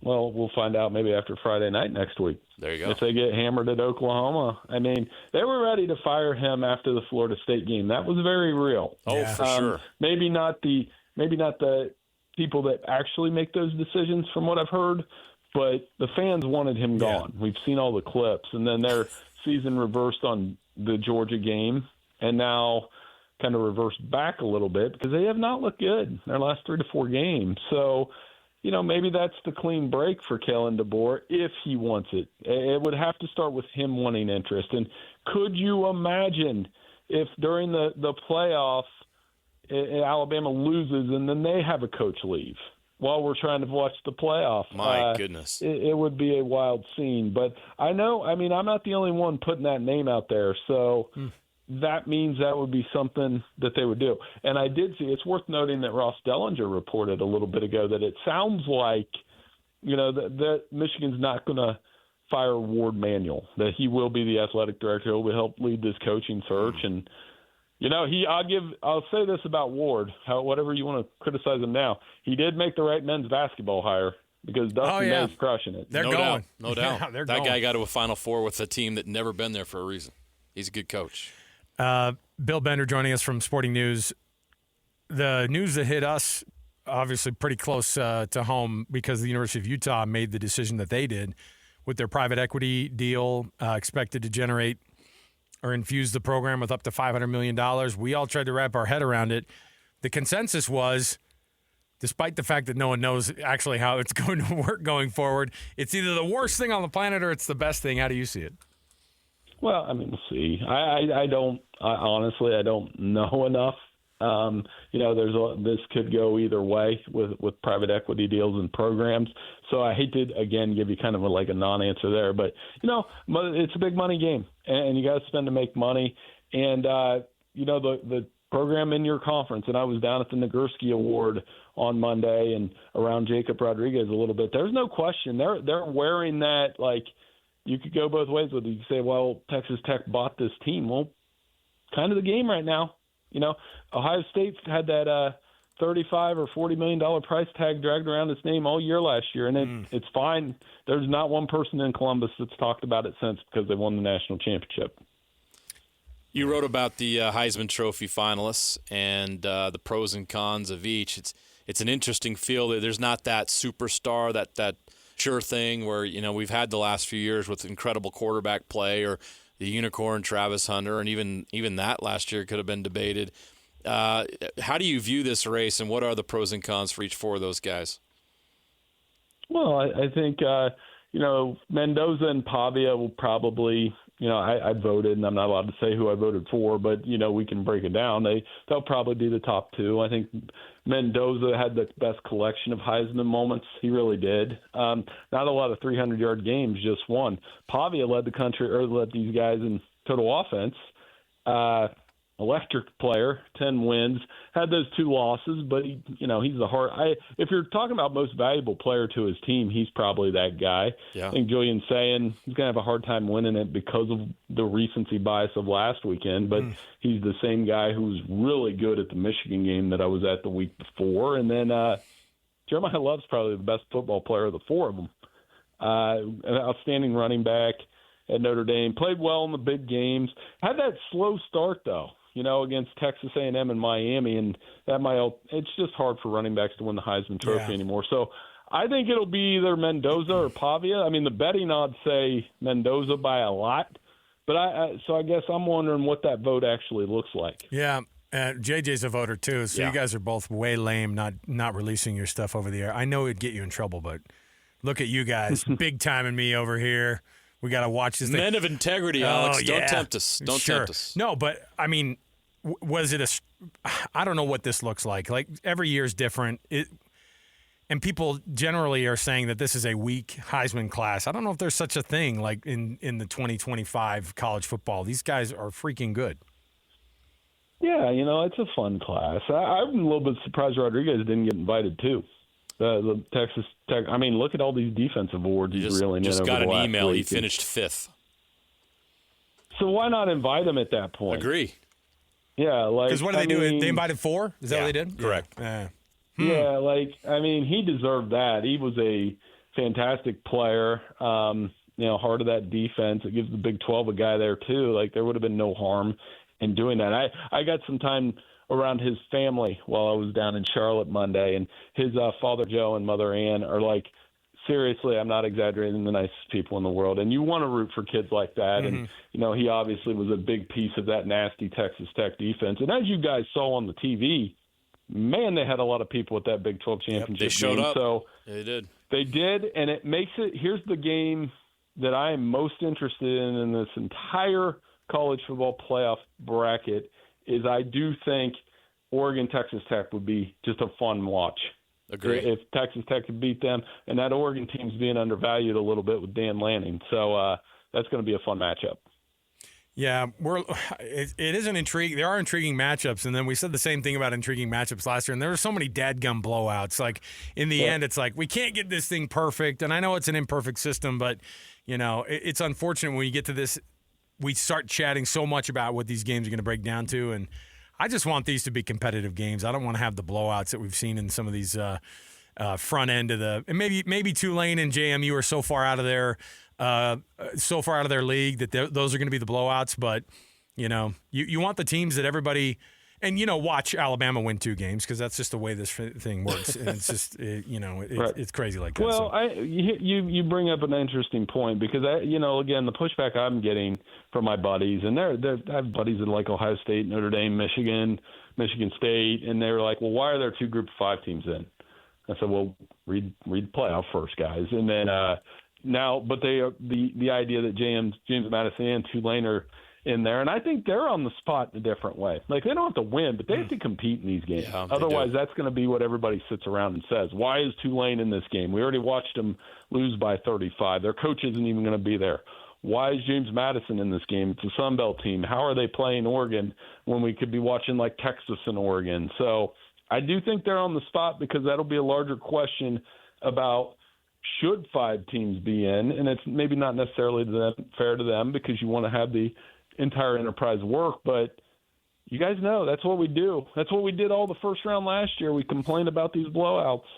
Yeah, well, I think that if we could dip into the future 50 years, I don't think that we're gonna go into the future and in 50 years they'll be like, and finally when the system became perfect back in 2035. Like, that's not going to happen. There's going to be complaints every year. I mean, that's basketball, right? And so there's going to be stuff every year that's going to be imperfect, but we just hope for the best matchup. So, Bill Bender, college football writer for Sporting News. Thanks for joining us, Bill. We always appreciate you coming on, man. Hey, anytime. Thanks for having me on. You guys have a great weekend. You too, appreciate Bill. it. There you go. I just love getting the outside perspective because we can get caught up in this little dome here and just talk ourselves in circles and be like, everybody got ripped off in the Big 12. Hey, what did that Alabama lady say when everything was when they lost to Florida State? He's got it. Because you won the big Powerball jackpot. I tell you exactly what I'd do with the first $70 million. I'd pay off Kalen DeBoer and get him the heck out of the University of Alabama, and then I'd take whatever else it took to get rid of the AD, old Byrne. I don't like him either. So they're ruining our football program. She turned a lottery man on the street in Turns out she didn't have to win the lottery. She might get her wish anyway. She turned a man on the street, and this poor reporter who's probably from Utah, and her first market is down there in She doesn't small even know town what Alabama. she's talking about. So if you win the Powerball, like, what would that be like? I'll tell you exactly what I'd do. I was waiting for a pause where she took a drag off of her Virginia Slim. I'd fire old Burn. That guy, I hate him. Like, listen, my grandma sounded exactly like that lady, and she smoked all day long every day for 84 years. That lady is a national treasure. That Alabama fan. And you know what? She predicted they're ruining our football program. And then imagine the microphone coming away from her from the TV lady, and she's like, oh, okay, thank you. Like, geez, you're not going to buy a house for your kids? Come on. Some charity you could give to? No. Wild. Okay. All right, we'll take a break. When we do, we'll come back with some NFL Blitz action, and we're going to get you ready for this Falcons-Buccaneers game tonight. Hey, that's NFC South action right there. Let's get it going. Stay right here with us, 97.5 the KSL Sports Zone. All the latest news and notes from the league and the locals in the NFL. JJ and Alex bring you the NFL Blitz on 97.5 the KSL Sports Zone. All right, welcome back, everybody. JJ and Alex, 97.5 the KSL Sports Zone. NFL Blitz is that music in the background, of course, the NFL music. Sam Spence, the classic music, of course, of my childhood watching football on TV. The highlights, the slow motion of that NFL films, man. Steve Sable. What's his dad's name? The guy who actually started NFL Films. But Steve Sable, like, that was the face I always saw. You know what I mean? It was Ed Sable. Ed Sable was the guy who started it all. Yes, but yes, Steve was the recognizable. 1962 is when they started. Steve was the recognizable face and voice of, like, you know, they do that little stand-up intro and all that stuff. Yeah, it's classic. Yeah, he was the front man for. May they both rest. All of them. Yeah, unfortunately, he's gone as well. Thursday Night Football, Falcons at Buccaneers tonight. I am worried about this team. I'm worried about we've been worried about the Falcons. We've kind of put them to bed, to be honest. They got housed. Like Dylan's Burger got housed. Give me that. They got housed like by the Seahawks this last weekend. Was it the Seahawks? Yeah. Because your Rams, who did they crush? The Cardinals. That was fun. No, the Falcons stink. The Falcons are no good, and they 4-9. It's crazy. So the Buccaneers, though, what did this all shake out to for Baker Mayfield? They've been equally unimpressive the last stretch. They are struggling. They started the season, if you'll remember, 5-1. Then they got to 6-2. Since then, they are 1-4 with losses to the Patriots, the Bills, the Rams, and the latest one was the Saints. They only beat the Cardinals by 3 points. November was brutal for them, and it started even worse in December, losing to the Saints at home. They lost to the Saints in Tampa. This team is reeling right now. They are not playing well. I just wonder, and tonight they have to get this. Is this in Tampa? Is it at the Buccaneers? It's in Tampa. They're playing. They're hosting the Falcons, and they have to get this because they have 2 games coming up still with the Carolina Panthers. Hey, speaking of the Carolina Panthers, I can't tell. The thing was, I read this article and I was like, I couldn't tell because I didn't hear the actual audio, and I couldn't tell. Like in my mind, this would have been a facetious thing, but I don't think that these guys work in facetious moments. But Cam Newton on his podcast called the Colts' failure to call him a slap in his face. Come on, bro. Now, look, I would say Newton, by the way, I was at that F1 race in Vegas, and Cam Newton sat like 4.5 feet from me because we snuck into the VIP area, and he had his signature giant friggin' hat on, and he was chewing on a cigar, and he holds court, man. He holds court, and he's a big dude, and he's loud, and he's funny, and people like to be around him. And I'll tell you right now, he looked like he was in friggin' shape, too. Yeah, you see him on TV. He's on First Take and different things, and he's got his podcast going on. He has not played since 2021, and when he left the league, he was not playing at a high level. Yeah, but Rivers was playing in 2020. That was his last year. He technically had the front of the line. Phillip Rivers took the Colts to the playoffs in 2020. Cam did not do that with the Panthers in 2021. Cam is 8 years younger than Phillip Rivers. Yeah, but how many MVPs did Phillip Rivers win? Not as many as Cam. 0. That's what he's thinking too. So I get that. I'm younger. Look, I'm in shape. I'm a former MVP. All those things, and he's always been an extreme competitor. The dude has all the confidence in the world, and I appreciate that about him. That he would be upset that they're going to call Phillip Rivers. I'm 8 years younger. You're not going to call me up. He was mad because the Colts also tried out Seth Hennigan, an undrafted free agent from this season, along with Rivers. Hennigan, he was like, never even heard of the dude. That's funny. Oh, that's sad. That's bad. After the 2018 season, when Cam threw 24 touchdowns, he had a decent year, 3,300 yards for the Panthers. How many picks? That year, 13. That's not a good ratio. After that, he only threw 12 touchdown passes in 3 years. Whoa! And had 16 interceptions. So Cam hit 30 and he dropped off a cliff. I don't know why, but he did. It didn't go. He played 15 games, started 15 games for the Patriots in 2020. Only had 8 touchdowns, 10 interceptions for a team that wasn't very good. 7-9. But the idea that I love that we're even talking about this. Well, I don't know. Compare their numbers. That's what I'm showing you right now. Old chubby guys haven't played in a while. If you want to know why Cam, 8 years younger than Phillip Rivers, isn't getting the call. He didn't play for the Colts. He didn't play for the system. But he also, towards the end of his career, really struggled. So Phillip Rivers can at least brag a lot. My last year in the league, we were good. Yeah, for sure. I produced. Joe Burrow, at his weekly press conference, said that his priority is to, quote, have fun playing. Joe Burrow says the funniest things. He does. Joe Burrow is the biggest I don't give a you-know-what dude I've ever seen in the NFL at that position. Like, he does not care. Now, I believe he does care, but he comes off as not caring. And he's a different cat. And I appreciate it because he's also a talent. Mm-hmm. I just wish the rest of his team was. You know? Well, they got to go out and rebuild their defense. That's terrible. When they went to the Super Bowl, that defense was awesome. All that hullabaloo about Hendrickson, and, he's going to end up leaving anyway. And they're going to have nothing. They just put him on the IR, right? Yeah. And he's going to be it's not. Yeah, they're going to have to rebuild that defense. They've got the offense locked in. They got all those guys locked in. Through the draft, they're going to have to rebuild their O-line in that defense, and they can be a factor again because Joe Burrow and those receivers are as good as it gets in the league. Joe Burrow, when healthy, is top 5, maybe top 3.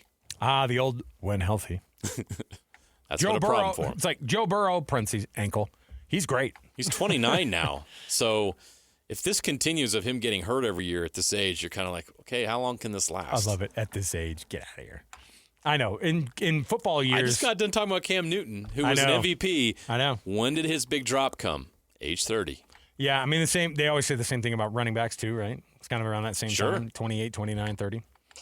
I mean, they're old men at that point. That's what they're kind of. In the NFL, they are. Yeah, that's what they say. It's always funny to watch that, and they're like, yeah, and at 31 years old, he's the most veteran guy on this team. And you're like, what? Okay. Crazy. Okay, let's take another break here. We'll come back. Hans and Scotty, by the way, tomorrow are going to be down in Nephi. Bar W has The Grill.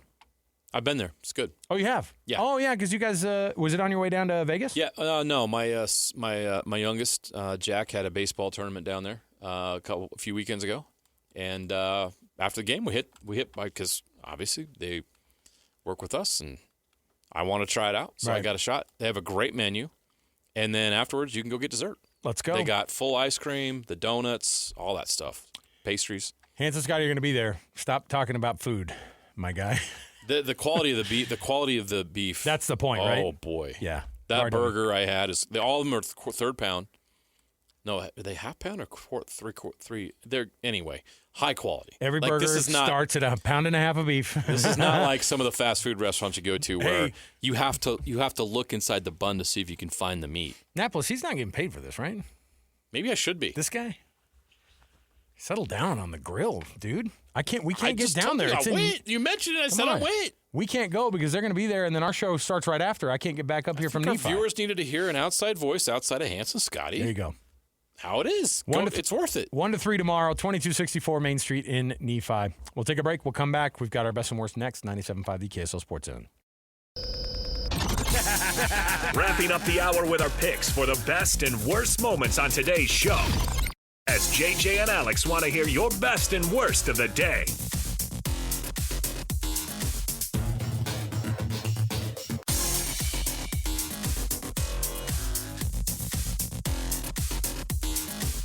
Welcome back, everybody. JJ and Alex, 97.5 the KSL Sports Zone. Best and worst. The worst continues to be, just as a ongoing situation. We're trying to find out more about this Sharon Moore deal. It is just becoming more and more complicated. It is, to say the least, sordid. It is Yeah, you can nasty. just Google.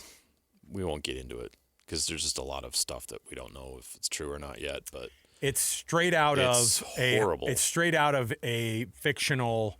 Sounds like a It's weird, a total movie, like a Friday Night Lights or a Varsity Blues type situation. Yeah, you know what I mean. Like sports movie turns into something really intense, dramatic, and tough to watch. Yeah, and that's this. I guess all the details and the allegations they'll have to figure it all out. But he's supposed to be in court on Friday. Arraigned on Friday. Yeah. Yeah, and I think he'll probably. Well, the question is do you let that guy out on bail? Probably not. I don't know. I don't know how it's going to work, but messy situation. Sorry to hit you with that, everybody. Jeez. Brought to you by the Doug Smith dealerships in American Fork, Spanish Fork, and in Linden. Nobody knows cars like Doug. Here's your best and worst. The Thunder are now 24-1 on the season. Is that a good start? I can't. Yeah, Bill, is that a good start? I can't see too well. I just want to know. Like what this team is. Why'd they lose one game? That is like the most. Come on, guys. You know how beat writers are. I feel like that there are beat writers who will write that kind of stuff. Although the concerning loss to the fill in the blank team still raises eyebrows, right? We know what that headline could look like. Yep. No, but they. Can you tell me who beat them?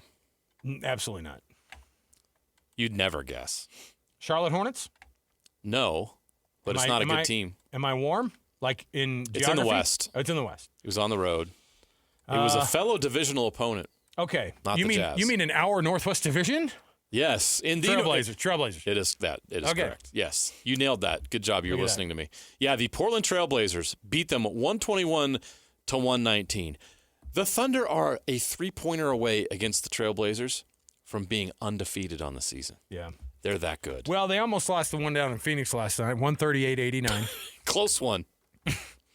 I bet they feel really lucky to get out of there with a win. The Jazz are hitting up the social media of the Phoenix Suns with the James Franco meme, or with the noose around the neck. First time? Yeah, because it's going to happen all year long to all these teams.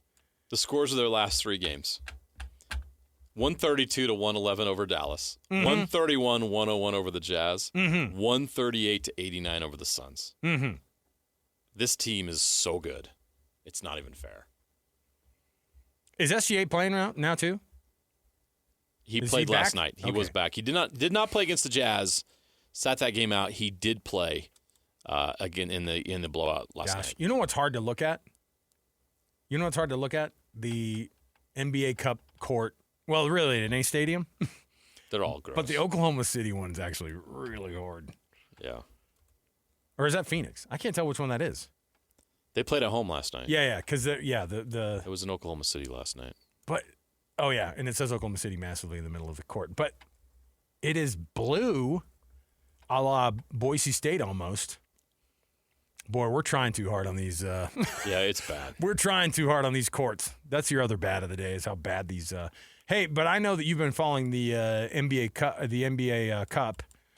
Will you just give me the beats on some of the particulars on who's still in this thing? Because I know you've been following it pretty closely. What are they in? The quarters? The semis?